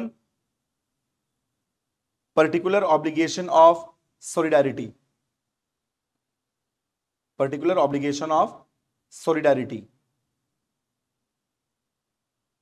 ये डिफरेंस सिर्फ इसलिए बताया गया है ताकि आप कंफ्यूज ना हो। आप ये भी कह सकते हो कि सर मेरी ड्यूटी जो है वो दुनिया से अलग है, कह सकते हो आप। तो भाई जब यूनिवर्सल नेचुरल ड्यूटीज होती है वो अलग है। वो किसने दी है भाई, बगल में लिख लो, उसके बगल में जहां पे लिखा है उसको दिया इमानुएल कांट ने, IKANT लिख लो, IKANT, Immanuel Kant. Universal natural duties जो फर्स्ट लिखा है आपने उसको इमानुएल कांट ने दे रखा है कि भाई ये चीज तो फॉलो करना ही करना है because they are universal in nature. Universal natural duties Immanuel Kant. बाकी हमने लिखा है कि भाई there are certain duties which are particular obligations. जैसे आपने प्रॉमिस कर दिया, आपने प्रॉमिस किया कि आप इस चीज का बदला लोगे, ये आपकी ड्यूटी है, आपने प्रतिज्ञा ले ली कि आप ये करके दिखाओगे। गैंग्स ऑफ वासेपुर में लिया था ना उसने, तो आपका क्या हुआ? नेगेटिव नहीं हो गया? अरे भाई मैं तो यूनिवर्सल की बात कर रहा हूं, यूनिवर्सल पढ़ेंगे हम, बट मुझे पता है कि तुम लोग हो थोड़ा डाइवर्सिफाइड, इसलिए मैं जानबूझ के बता रहा हूं ताकि समझ जाओ कि ड्यूटी बस यूनिवर्सल नेचर की नहीं होती है। गलत भी ले लेते हैं लोग कि नहीं मैं ये करके रहूंगा, तभी तो बता रहा हूं पर्टिकुलर ड्यूटीज ऑब्लिगेशन जो आपने अपने ऊपर ले ली है, दुनिया ने आपको नहीं दी करने के लिए। दुनिया ने बोला ठीक है भाई सिविक सेंस रखो, ड्यूटी है आपका, रोड गंदा मत करो, आप वो बात मान रहे हो, बट लेट्स से कुछ चीज आप अपने लिए करना चाहते हो जो कि पॉजिटिव नेगेटिव दोनों नेचर की हो सकती है। पहले खून का बदला खून से, अरे जो भी लिखना चाहो लिख दो भाई, सिलेबस का पार्ट नहीं है, तुम्हारे समझा, तुम समझ गए ना बात क्या कर रहे हैं? Yes sir. बस मौज, फिर उसके बाद मौज करो यार। मुझे बस इतना चाहिए कि आप लोग एक बार समझ जाओ सब्जेक्ट, ताकि हम लोग आंसर राइटिंग पे आए, कोई दिक्कत? और लास्ट में उन्होंने क्या बोला भाई? Obligation of solidarity. भाई ये बहुत इंपॉर्टेंट है। अब जैसे ऑब्लिगेशन ऑफ सोलिडारिटी क्या है कि भाई लॉकडाउन हुआ तो भाई कम से कम घर में रहो, कुछ नहीं कर सकते घर में रह सकते हो, ये सोलिडारिटी है। लेट्स से कैंडल मार्च हुआ जब सोल्जर्स का डेथ हुआ, आप कुछ नहीं कर रहे हो, आपने कैंडल मार्च निकाल दिया सोलिडारिटी के लिए, ये भी एक ड्यूटी है। ये किस लिए ड्यूटी है? ये भाई हार्मनी, ब्रदरहुड, कंसेंसस प्रमोट करता है। तो ये 3 टाइप की ड्यूटीज होती हैं। एक होती है यूनिवर्सल ड्यूटी, जो भाई करनी ही करनी चाहिए। एक होती है पर्टिकुलर ड्यूटी, आपने कुछ ले लिया भाई, आपने प्रतिज्ञा ले ली, भीष्म ने प्रतिज्ञा ले ली कि 100 के 100 कौरव भाई को वो मारेगा, ये उसकी क्या है? ये उसकी पर्टिकुलर, ये देखो राइट रॉन्ग नहीं आता यहां पर, ये उसका क्या है, उसने ये ड्यूटी अपने कंधे पे ली कि मैं मारूंगा, मारा उसी ने। तो बेसिकली ये पर्टिकुलर ड्यूटी है। Then we talk about something solidarity, something for each and everyone. वैसी ड्यूटी भी आती है, समय समय पे आती रहेंगी। जैसे वॉर के वक्त में टेरिटोरियल आर्मी में क्या करना? कंट्रीब्यूट करना एज अ व्हाट? सॉलिडारिटी। ठीक है। सो 3 टाइप्स ऑफ ड्यूटी एग्जिस्ट। हम क्या पढ़ने वाले हैं? हम पर्टिकुलर ड्यूटी पढ़ने वाले हैं, यूनिवर्सल। और यूनिवर्सल ड्यूटी किसने दी है? Immanuel Kant. कोई दिक्कत? ठीक है।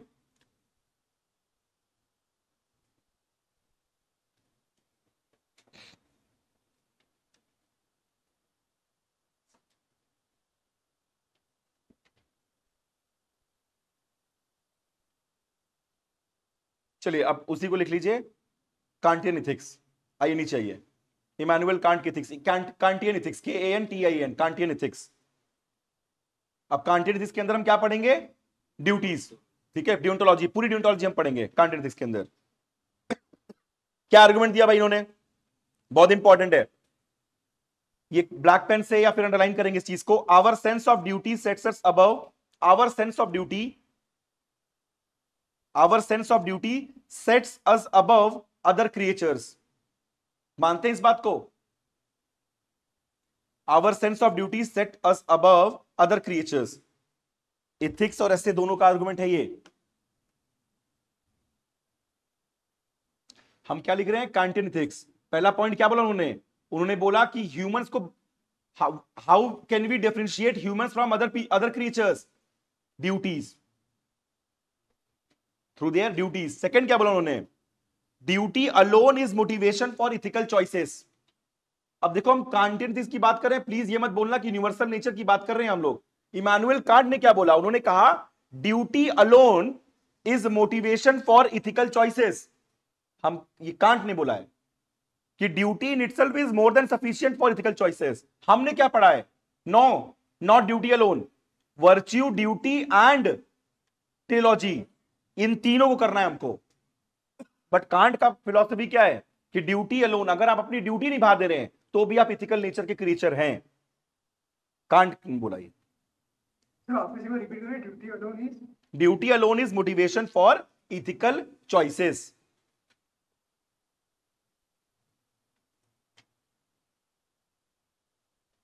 फिर उन्होंने क्या बोला? अगला लाइन देखो, कांट जो है वो एब्सोल्यूट इंसान है। You know what is absolute? There exist no grey area, इधर व्हाइट और black, those are absolute people. उन्होंने बोला कि भाई duty alone is more than sufficient, बस ड्यूटी अगर निभा रहे हो तो आप इथिकल हो। तो उन्होंने अगली लाइन क्या बोली? उन्होंने बोला duty is Paramount. Third point, duty is Paramount,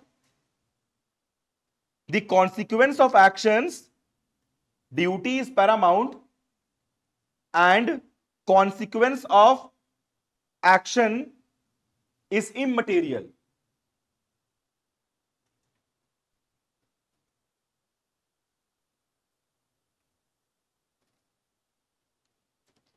For evaluating consequence of action is immaterial for evaluating its moral worth. Evaluating its moral worth. जब भी आप किसी चीज को रीजन कर रहे हो, आप अगर ड्यूटी निभा रहे हो तो इट्स इथिकल इन नेचर, उसका रिजल्ट क्या आता है उससे कोई मतलब नहीं है। Kant is what? He is an absolute philosopher. Absolute मतलब he is not considering that there exist any other reality. वैसे ही जर्मी बेंथम भी आएगा अगला जब हम यूटिलिटेरिज्म पढ़ेंगे. उन्होंने क्या बोला? Consequence is everything.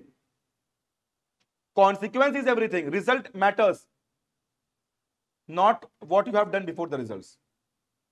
दोनों एब्सोल्यूट अपने अपने टर्म्स के हैं, बट हमें थोड़ा सा दोनों लोग को पढ़ने की जरूरत है. चलिए, कोई दिक्कत अभी? बट अदरवाइज हम इन दोनों डिबेट का कंक्लूडिंग आर्गुमेंट ऑलरेडी लिख चुके हैं, that ethics is about finding a balance between and and mean. तो कांट बोल रहे हैं मीन इंपॉर्टेंट होना चाहिए, बेंथम बोलेंगे नहीं, एंड इंपॉर्टेंट है. मीन क्या है? ड्यूटी. किसके लिए? कांट के लिए. ठीक है, चलिए लिख लिया ये पार्ट.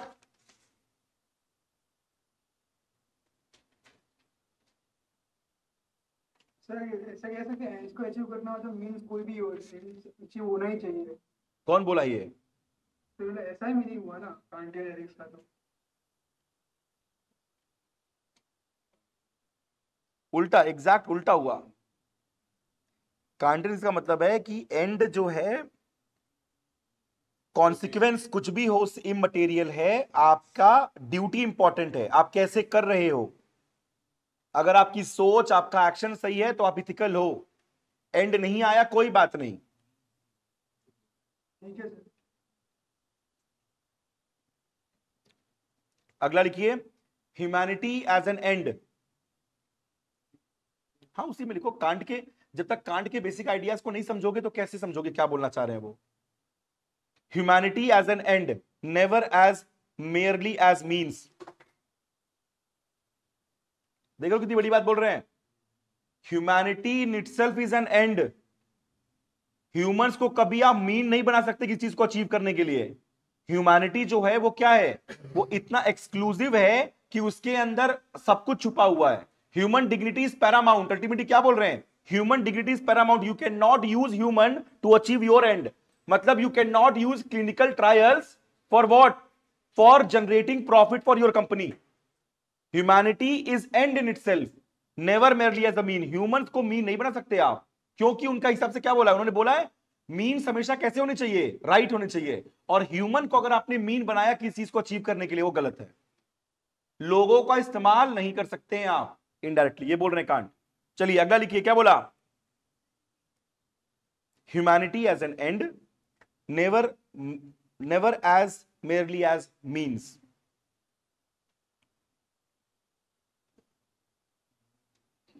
ये क्वेश्चन आ चुका है यूपीएससी के अंदर. स्टेटमेंट भी यही था कि भाई one debate says that humans cannot be used as a mean, another states that the consequences are of paramount importance.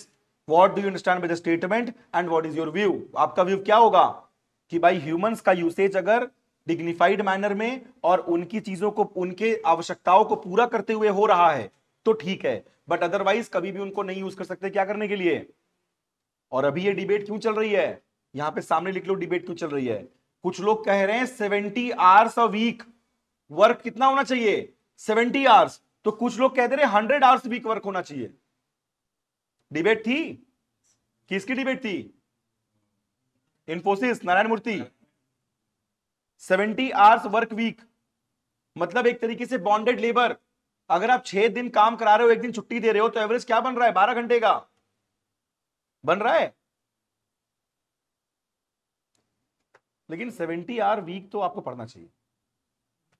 वो 35 के अराउंड होवर कर रहा है, इसलिए हम स्ट्रगल कर रहे हैं. ठीक है, 35 भी ज्यादा है.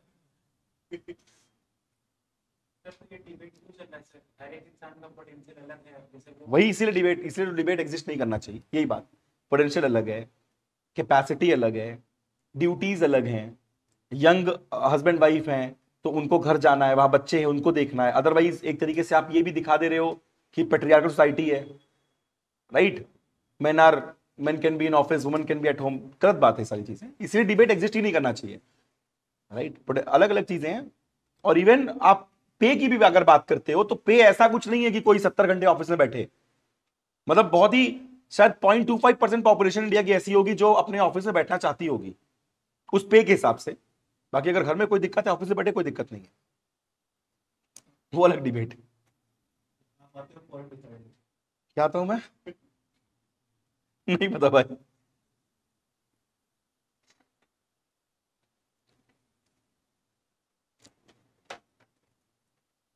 ठीक है, क्यों भाई ऐसा क्यों बोला? Humans are end in themselves, क्यों बोला उन्होंने? Because humanity, people are autonomous, because people are autonomous and they create their own goal, है ना बादल भाई? किसी को शायरी वोरी पसंद है, करे यार, क्या कर सकते हैं, उसको क्यों बुला के बैठाए हुए हो भाई? करते हैं लोग। और अगर आप शायरी किसी को भेज रहे हैं तो किसी ने लिखा ही होगा, और अगर किसी ने लिखा होगा तो किसी ने उसमें टाइम दिया होगा।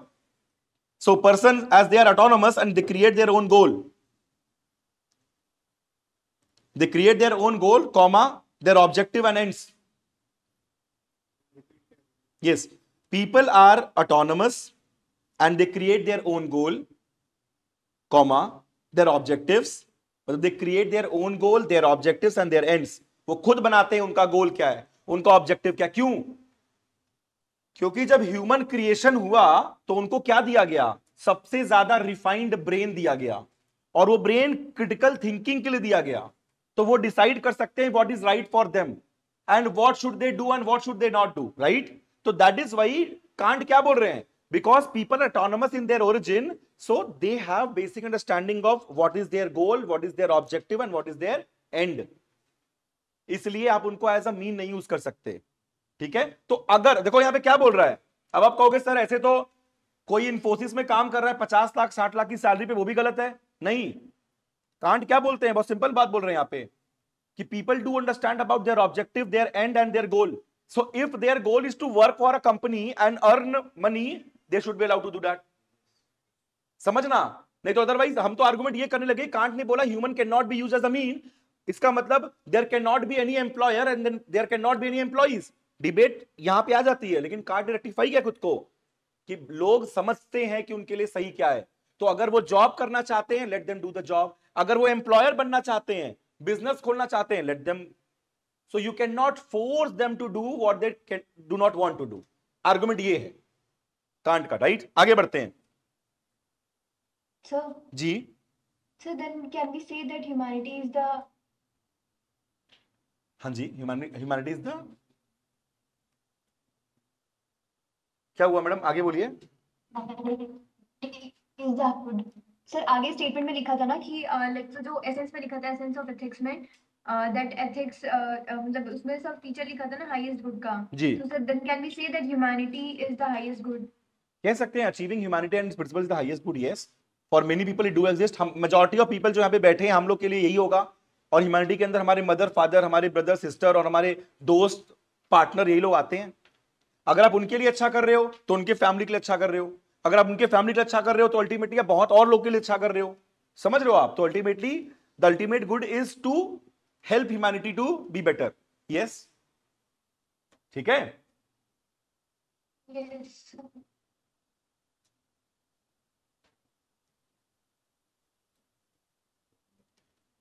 तो किसी को ये वाली दिक्कत तो नहीं है कि जॉब क्यों करते हैं लोग, ऐसा वैसा, ये तो एक्सप्लॉइटेड नेचर का, ये बात, ये डिबेट खत्म हो गई, ठीक है? सो बिकॉज द तीन कीवर्ड अंडरलाइन कर लेना, own goal, objective and ends.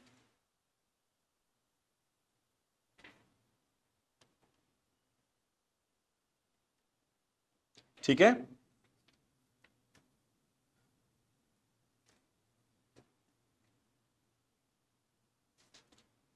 Y never as a mean, इनका फर्स्ट आर्गुमेंट क्या था?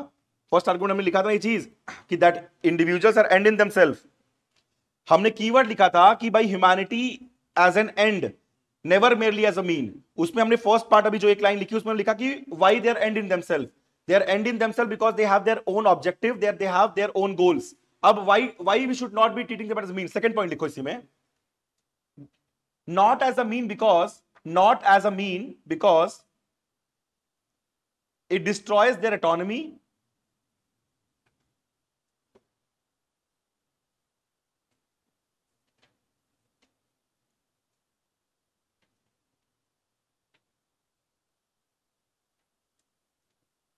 and dignity।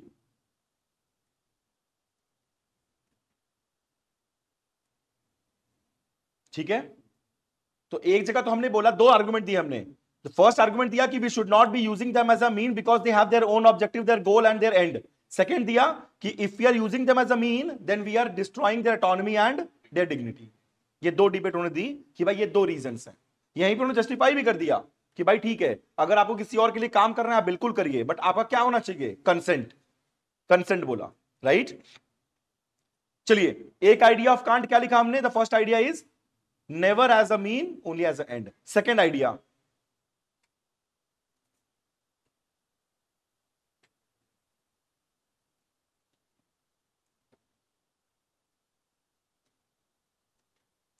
what if everyone did it?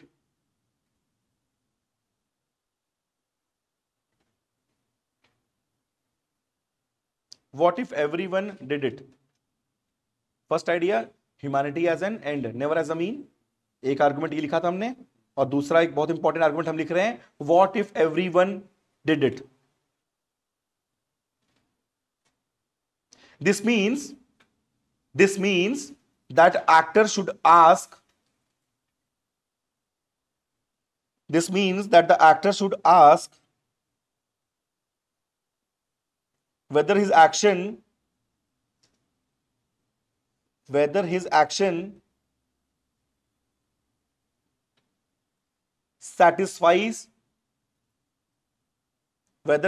satisfies the principle,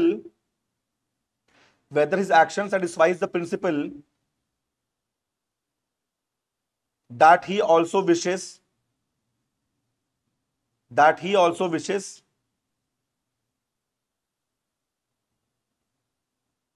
to find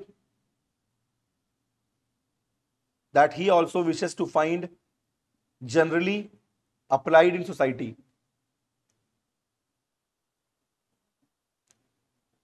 That he also wishes to find generally applied in society. कोई दिक्कत? ये statement से कोई दिक्कत? हाँ जी, ऑल गुड. मतलब अल्टीमेटली आइडिया किसका आ रहा है? Golden rule. What is the golden rule? हमने एक कोट लिखा हुआ था, do unto others what you wish to. याद आया? तो ये उनका सेकंड आर्गुमेंट है कि भाई आप वही एक्शन करो जो एक्शन आप उस सिचुएशन में बाकी लोगों से एक्सपेक्ट कर रहे हो. अगर आपको लग रहा है बाकी लोग आपके साथ ईमानदार रहे तो आप भी क्या रहो उनके साथ? ईमानदार. Golden rule, this the concept of golden rule. लिख लो बगल में पेन से, golden rule.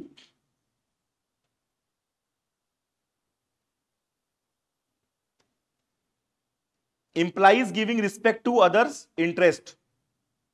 Golden rule implies giving respect to others' interest. First idea of Kant हमने क्या लिखा कि भाई never as a mean, only as a end. Second idea क्या लिखा? Golden rule. वही काम करिए जो काम आप बाकी लोगों से एक्सपेक्ट कर रहे हैं. ठीक है? Golden rule implies giving respect to others interest.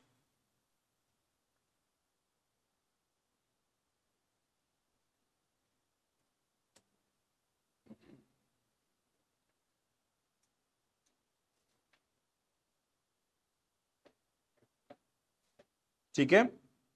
एक कोट लिख लीजिए.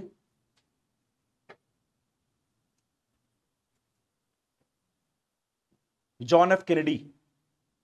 जॉन एफ कैनेडी कौन थे? US president. 1963 में असैसिनेशन हुआ था. A very popular president of United States of America, right? The heart of the question is whether we are going to heart of the question is whether we are going to treat our fellow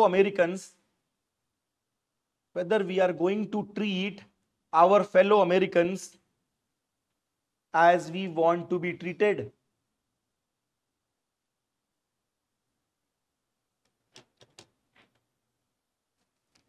हाँ जी, okay okay okay.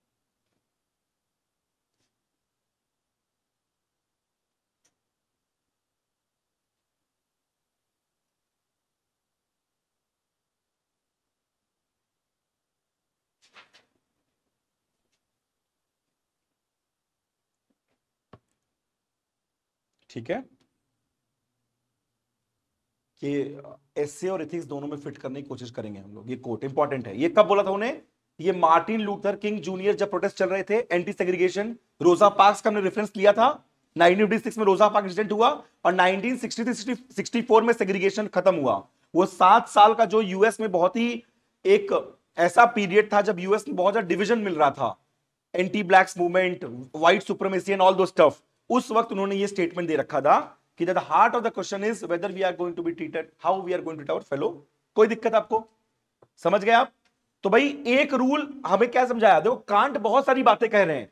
एक उन्होंने बहुत important बात बोली कि individual can not be treated as a mean but end in themselves.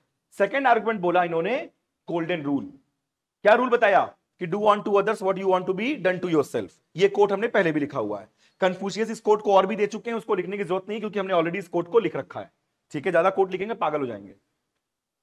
इस बात को अगर मैं आपसे पूछूं एक सिंपल क्वेश्चन के फॉर्म में कि यार what is the importance of golden rule, आप पॉइंट लिख सकते हैं खुद से? नहीं लिख सकते हैं? अगर लिख नहीं सकते हैं एक आइडिया और देता हूं, लिखिए लिखिए थोड़ा सा और लिखिए।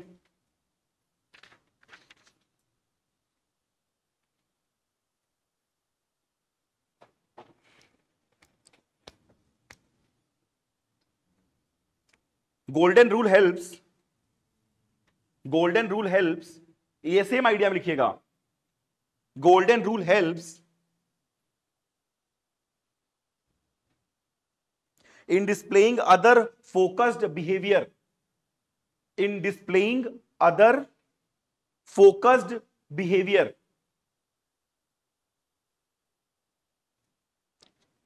that is being sensitive, displaying other focused behavior that is being sensitive। भाई सेंसिटिव हैं, अदर फोकस्ड हैं, ठीक है, और वही काम कर रहे हैं जो आप एक्सपेक्ट कर रहे हैं कि बाकी लोग भी आपके साथ करें। इसका मतलब क्या है? आप अदर फोकस तो हैं बट आप भी सेटिस्फाइड हैं because you are also doing something which other people will do to you. So basically your, जैसे हमने मास्लोस की थ्योरी में क्या देखा, हमने देखा कि भाई लोग हमें रिस्पेक्ट करें, बहुत ही इंपॉर्टेंट क्या है, हमारी एक रिक्वायरमेंट है, वो भी आपके साथ होगी। तो बेसिकली बहुत इंपॉर्टेंट है गोल्डन रूल। गोल्डन रूल अगर आप अडहेयर कर रहे हैं, you are not going to help others, you are not going to be integral, you will be accountable, transparent, everything else, but you will also be satisfied, you will not have crisis of conscience, right, and you will live a good life। तो यही 4-5 point बन जाते हैं, सही यही होता है। ठीक है, चलिए हाँ जी। मास्टर्स का जो रूल आपने बताया था ट्रायंगल वाला, तो उसमें सर स्टीम की सबसे सेल्फ एक्चुअलाइजेशन, एकदम मेटा एथिक्स हुआ है। सेल्फ एक्चुअलाइजेशन कि भाई क्या मैंने लाइफ के पर्पस को अचीव कर लिया, जिसके लिए मैं बनाया गया था, क्या मैंने वो अचीव कर लिया? क्या मैं आज ये कह सकता हूं कि आज मैं अगर खत्म हो जाऊं तो क्या मैं लाइफ सक्सेसफुल मानी जाएगी? वो चीज जब आप अचीव कर लेते हो, सेल्फ एक्चुअलाइजेशन। टीम में था जैसे प्रेस्टीज है, गुडविल है, कैरेक्टर है, जब भी जहां आप बैठ रहे हैं तो वहां पे रिवरेंस है, रिस्पेक्ट है, सेटिस्फैक्शन। हाँ मतलब एक तरीके से फिजिकल नहीं, मेंटल, फिजिकल तो फर्स्ट लेवल पर, मेंटल सेटिस्फैक्शन इंसान को बहुत लास्ट में आता है। ठीक है जी मैडम। सर जो ट्रॉली प्रॉब्लम हमने डिस्कस की थी, जी। Like what would be the Kantian solution to it? Trolley problem की sir like would he go by, he would not go by the highest the utilitarianism principle? No, he would not go by the twin principle. अगर कोई भी caveat नहीं है, अगर कोई भी caveat नहीं, देखो फर्स्ट एंड फॉरमोस्ट अगर केविएट्स अलाउ नहीं करते हैं, मतलब उसके अंदर आपने ये नहीं बोला हुआ है कि भाई आपके पेरेंट्स हैं उन 5 में से एक या कुछ भी है, तो सभी लोग एक ही एक्शन चूज करेंगे, सभी लोग एक ही एक्शन चूज करेंगे। जैसे ही केविएट्स आते हैं तब आपके ऑप्शन चेंज होते हैं। अगर केविएट्स नहीं है तो everybody is going to take that trolley to a person, not to the 5 people. The duty भी क्या बोलती है, कांट क्या बोल रहे हैं? कांट ये कह रहे हैं कि भाई it should be golden rule, do unto others. आप एक्सपेक्ट करेंगे बाकी लोगों को क्या करना, कि वो भी 5 लोग को बचाएं, एक को ना बचाएं, मानते हैं आप? फिर कांट ये भी कह रहे हैं कि it should depend upon individual, उनको कोई डायरेक्शन ना दे। तो इंडिविजुअल जब सोचेगा तो क्या सोचेगा कि यार एक जगह 5 लोग मर रहे हैं, एक जगह 1 लोग मर रहे हैं, तो एक काम करता हूं मैं कि मैं 5 लोग को बचाता हूं। तो अल्टीमेटली कांट भी वही बात करेंगे जो बाकी लोग कर रहे हैं। बट जब केविएट्स आते हैं कि भाई एक जगह जो फैमिली है वहां पे कोई इफ एंड बट लगा हुआ है, कि भाई, और जो एक बंदा, तब जाके हमारे ऑप्शन चेंज होते हैं, पर अदरवाइज सबके रूल देखोगे आप एक ही आएंगे। ठीक है, इस बात को ध्यान रखिएगा। वर्च्यू इथिक्स भी यही बोलता है। Your virtue ethics also calls about temperance. What is temperance? Fortitude. क्या है temperance and fortitude? That you are having that composure even in the extremes of the event. And what is having that composure? Taking strict decision. क्या आप ऐसी भीड़ के ऊपर firing करेंगे जो भीड़ बहुत ही ज्यादा क्या हो चुकी है, वायलेंट हो चुकी है? करेंगे। कब करेंगे? पहले आप उसके ऊपर क्या छोड़ेंगे? वाटर कैनन, फिर टीयर गैस, फिर आप हवा में फायरिंग करेंगे, पैरों में फायरिंग करेंगे, और लास्ट में अगर भीड़ तब भी नहीं मारी तो फायरिंग करेंगे as a last course of action. समझिएगा इस बात को। तो अल्टीमेटली सारी चीजें ऐसी आती है। करेज भी वही चीज बताता है, जब कोई केविएट नहीं लगा होता है वहीं पे केविएट लगा दो आप, कि भाई एक भीड़ है जो कि बहुत ही वायलेंट है, बट उसमें बहुत सारे ऐसे बच्चे भी हैं जिनको शील्ड की तरह यूज कर रहे हैं। कौन? नक्सल्स। पूरा आंसर चेंज हो गया। अब कांट अलग बात करेंगे, अब बेंथम अलग बात करेंगे, वर्च्यू इथिक्स सब अलग बात करेगा। बट शुरुआत में जब कोई इफ एंड बट नहीं लगा होता तो आपके सोल्यूशन सबके सेम होते हैं। ड्यूटी वही है, धर्म वही है, कि भाई अपनी गाड़ी वहां ले जाओ जहां पे कम डिस्ट्रक्शन हो रहा है। ये कौन बोल रहा है? यूटिलिटरिज्म। कांट क्या बोल रहे हैं? ह्यूमन कॉन्शियसनेस क्या बोलती है? वो ये बोलती है कि खुद से हम डिसीजन लेंगे, और खुद का डिसीजन क्या होगा? कोई इंसान यहां बैठा है वो ये डिसीजन लेगा कि मैं 5 को मारूंगा? नहीं लेगा। तो कांट भी वही बोल रहे हैं। वर्च्यू क्या बोलता है? एक्सट्रीम स्ट्रेस के अंदर भी राइट डिसीजन। ये आपका वर्च्यू इथिक्स है, उसमें भी आप क्या करेंगे? एक की तरफ जाएंगे। ठीक है। Can anybody share picture of Kantian ethics notes you have written? देख दो भाई, दे दो इसको आर्यन को, नहीं तो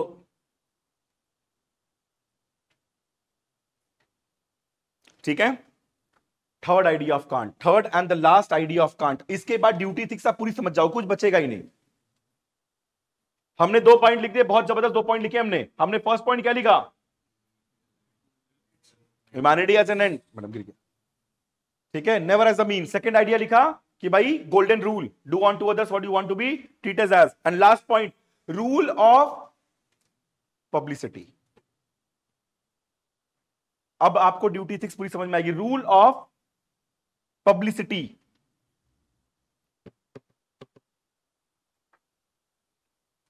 never take decision that are not socially accepted. Never take decision that are not socially accepted. देख रहे हैं कांट को, कोई ना कोई तो कुछ ना कुछ बोला होगा इसको। आप ध्यान से देखो, एक बंदा जो क्या था, एकदम एब्सोल्यूट था, उसने क्या किया? उसने अपने आप को टोन डाउन करना शुरू किया। शुरुआत में क्या बोल दिया उसने? Never as a mean. फिर क्या कहा? उसमें एक्सेप्शन लगाया उसने कि ठीक है, उनके पास उनका खुद का एंड है, खुद का गोल है भाई, अगर वो खुद नौकरी करना चाहते हैं तो क्या दिक्कत है, करने दो। ठीक है। फिर उन्हें बोला है कि भाई ठीक है, ये चीज है। दूसरा हम ले आते हैं कि भाई एक आपको कौन सा एक्शन करने चाहिए? Golden rule. तीसरा क्या बोला? Rule of publicity. आखिर सोसाइटी के दबाव में वो आई गए, रूल ऑफ पब्लिसिटी। तो उन्होंने बोल दिया कि भाई never take decisions that are not socially. अब ये बहुत गड़बड़ बात बोल दी उन्होंने। अब अगर सोसाइटी गड़बड़ है तो, बट क्या करें, बोला है तो मैं लिखना पड़ेगा ड्यूटी इथिक्स के अंदर। चलिए आगे लिखिए इसी में, actor must consider the response of public.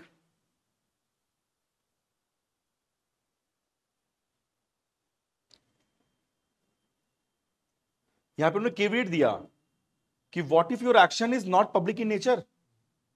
तो उन्होंने बोला कि स्लैश मारो, यहां पे मस्ट बी पब्लिक स्लैश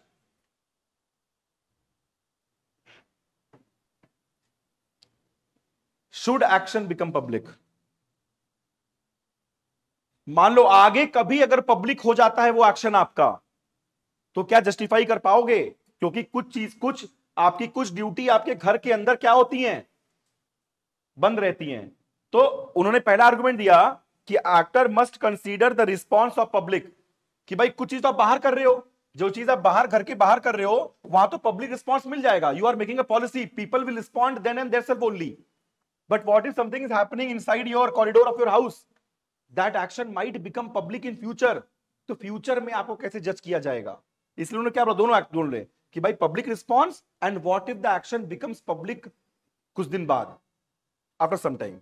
ठीक है, तो ये है रूल ऑफ पब्लिसिटी। ये 3 प्रिंसिपल हैं, इन 3 प्रिंसिपल को जब अडेयर करोगे तो डियोंटोलॉजी एथिक्स क्या हो जाएगी? कोई दिक्कत?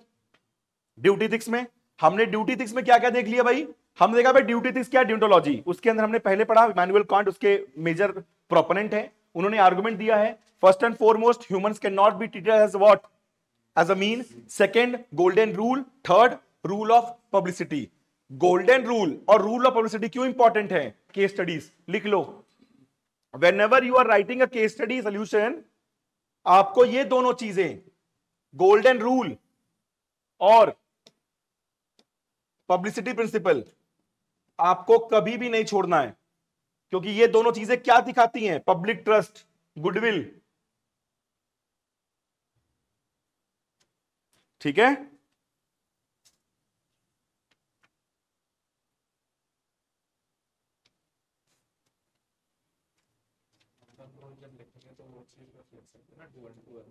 हाँ, गोल्डन रूल में do unto others what you want to be treated like.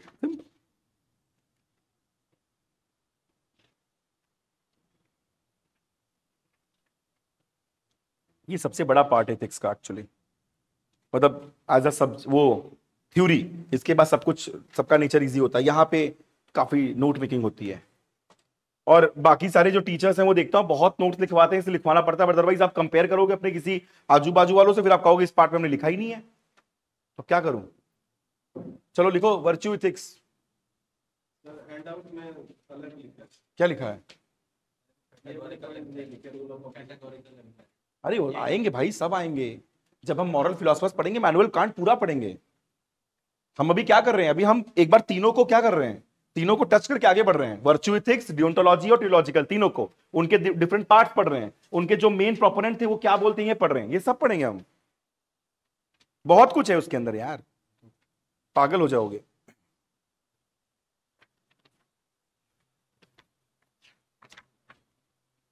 Major ethical theory, virtue ethics, Aristotle, हाँ ठीक है। डियोंटोलॉजिकल के अंदर अरे इतना ही दिया है बस, ओहो, इसे तो मैंने ही लिखवा दिया। एब्सोल्यूट और रिलेटिव एथिक्स जी, नहीं वो लास्ट में लिख लेंगे उसको, क्योंकि वो बहुत बड़ा है, बहुत बड़ा वर्च्यू एथिक्स, तो फिर भी हम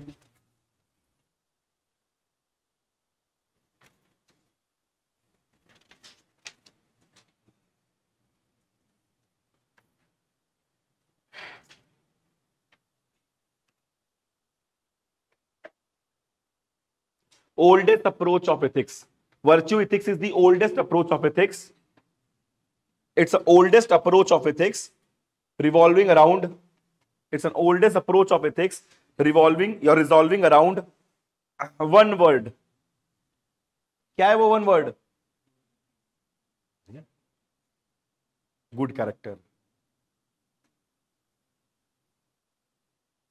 देख रहे हैं, बड़ी बड़ी बातें करते हैं एथिक्स में लोग ना, मानना पड़ेगा, एकदम बड़ी बड़ी बातें हैं।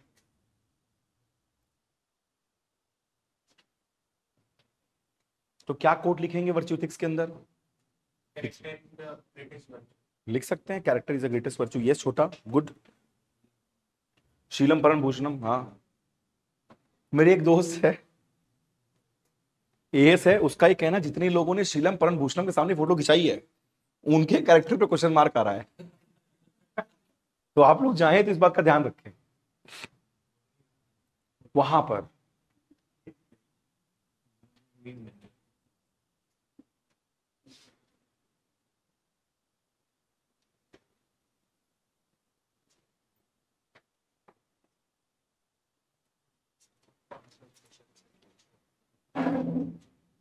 चलिए लिखिए, the perfecting of oneself, the perfecting of oneself, quote है किसी का नहीं, बस अपनी लिखी। the perfecting of oneself is a fundamental base, the perfecting of oneself is the fundamental base of all, the perfecting of oneself is the fundamental base of all progress of all progress and all moral development. The perfecting of oneself is the fundamental base of all progress and all moral development.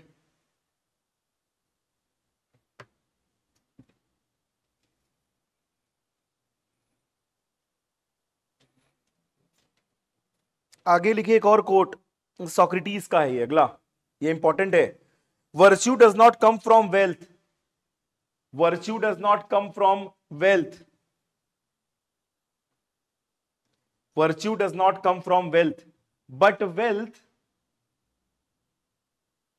wealth and every other good things which, देखो Socrates ने जब बोला ना, तो थोड़ा जो भी मैं बोलूंगा उसने मैन बोला, तो उसको ह्यूमन कर लो, ठीक है. But every other good things which human have comes from virtue.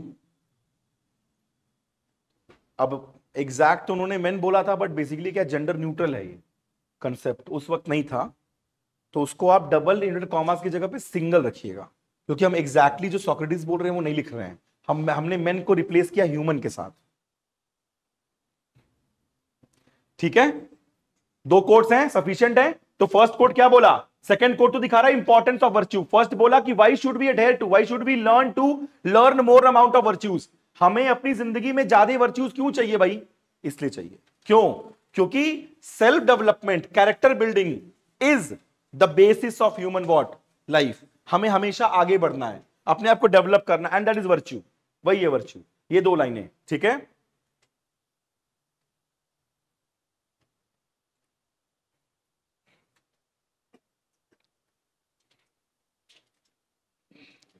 Character is foundation of human being. वही है, character is foundation of human being, और क्या ही बोले.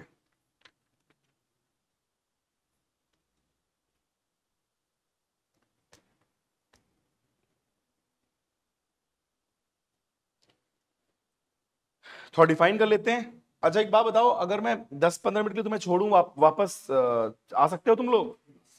आ जाओगे ना फिर, क्योंकि ना मैं ये कह रहा था कि मैं ये वाला पार्ट और कॉन्सिक्वेंशलिज्म वाला पार्ट आज ही खत्म करना चाहता हूं, क्योंकि ना ये बहुत ही, मुझे पता है कि इसमें नोट मेकिंग ही है. एक बार मैं समझा के छोड़ दूं तो फिर मैं पेज खींच लूंगा, फिर एक ही बोरिंग सा पार्ट बचेगा. बोरिंग क्या मतलब, एक ही कंसेप्चुअल पार्ट बचेगा, वो है इथिकल एब्सोल्यूटिज्म वर्सेस रिलेटिविज्म. बस वो बचेगा. फिर हमारा इथिक्स का पोर्शन है कि व्हाट आर ह्यूमन वैल्यूज, कैसे डेयर करें, फिर सोशलाइजेशन, वो फटाफट खिंच जाएगा. तो आज मैं सोच रहा हूं कि 15-20 मिनट का ब्रेक दे दूं इस वाले पार्ट को कराने के बाद, और फिर तुरंत बुला के उसे खत्म कर दूं. 1 घंटे और लगेंगे, आधे घंटे दे दूंगा, कोई दिक्कत नहीं है. आधे घंटे दो, आ जाना फटाफट आप लोग. आज मैं ये नोट विंग करा देता हूं, ठीक है, क्योंकि हमें कम से कम 4-5 पेज और लिखने, 6 पेज. लिखिए, virtue is excellence of character. Virtue ethics is excellence of character that shapes moral choices.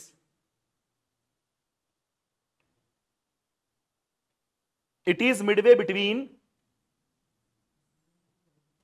Virtue is excellence of character that shapes our moral choices.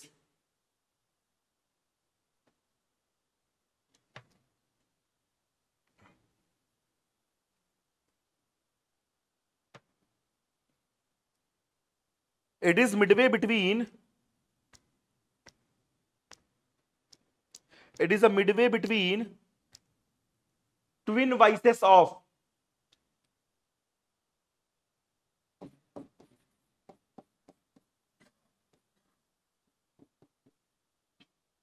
Twin vices of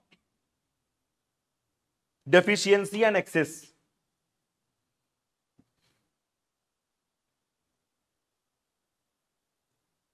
ठीक है,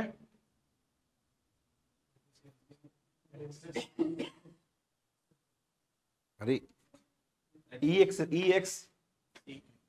CESS एक्सेस. डेफिशिएंसी का उल्टा क्या होता है? अरे बोला तो बीच का है, यहां पे अगर डेफिशिएंसी है तो इसका उल्टा ही तो लिखोगे. यहां अंग्रेज एक्सिस हुआ ना, ए नहीं ई. जैसे क्या है करेज का बताओ, चलो देखो तुम लोग इंग्लिश, आओ आओ बेटा। अरे एक सॉरी इस साइड का तुम्हें पता ही होगा, इस साइड का बताओ। हाँ वेरी करेजियस, Cowardice. वो नहीं वो फॉर्टिट्यूड कैसे हो सकता है किसी का एक्सट्रीम ना। इस साइड का अगर इस साइड का कवर्डिस है तो इस साइड क्या होगा? ब्रेव। ब्रेव खुद एक वर्चू है ना। बताओ अंग्रेजों। Foolhardiness. एक्सट्रीम करेज, क्या बात है, क्या बात है। एक होता है रैश, जब आप रैश बिहेवियर देते, और एक होता है कवर्डाइज, जब आप कुछ नहीं करते हो। ये अवॉइड करना है, ये भी अवॉइड करना है, मानते हैं? रैशनेस भी अवॉइड करनी है आपको, और आपको कवर्डाइज भी अवॉइड करनी है। बीच में क्या आता है आपका? करेज आता है। तो हमने वर्च्यू क्या बोला? हमने बोला बीच का पार्ट है दो एक्सट्रीम्स, डेफिशिएंसी और एक्सेस। ये क्या है हमारा? ये क्या है हमारा? डेफिशिएंसी। ये हमारा वर्च्यू है। हर चीज में ही सेंस होता है। अब बहुत चीज का दोनों चीज सिमिलर भी होता है। जैसे अब जस्टिस क्या है? एक वर्च्यू है। इस साइड क्या आएगा? इनजस्टिस। इस साइड क्या आएगा? इनजस्टिस। समझो क्या बोल रहा हूं? समझ रहे हो? तो दोनों एक्सेस और डेफिशिएंसी के बीच के पार्ट को, जो कि राइट नेचर का है, गुड कैरेक्टर पोर्ट्रे करता है, that is called as what? Virtue ethics. ठीक है। इसमें दो मेजर कंपोनेंट्स हैं। जैसे वहां पे एक ही बंदा था जिसको हमने लिखा, क्या लिखा हमने? उसमें है बहुत सारे लोग।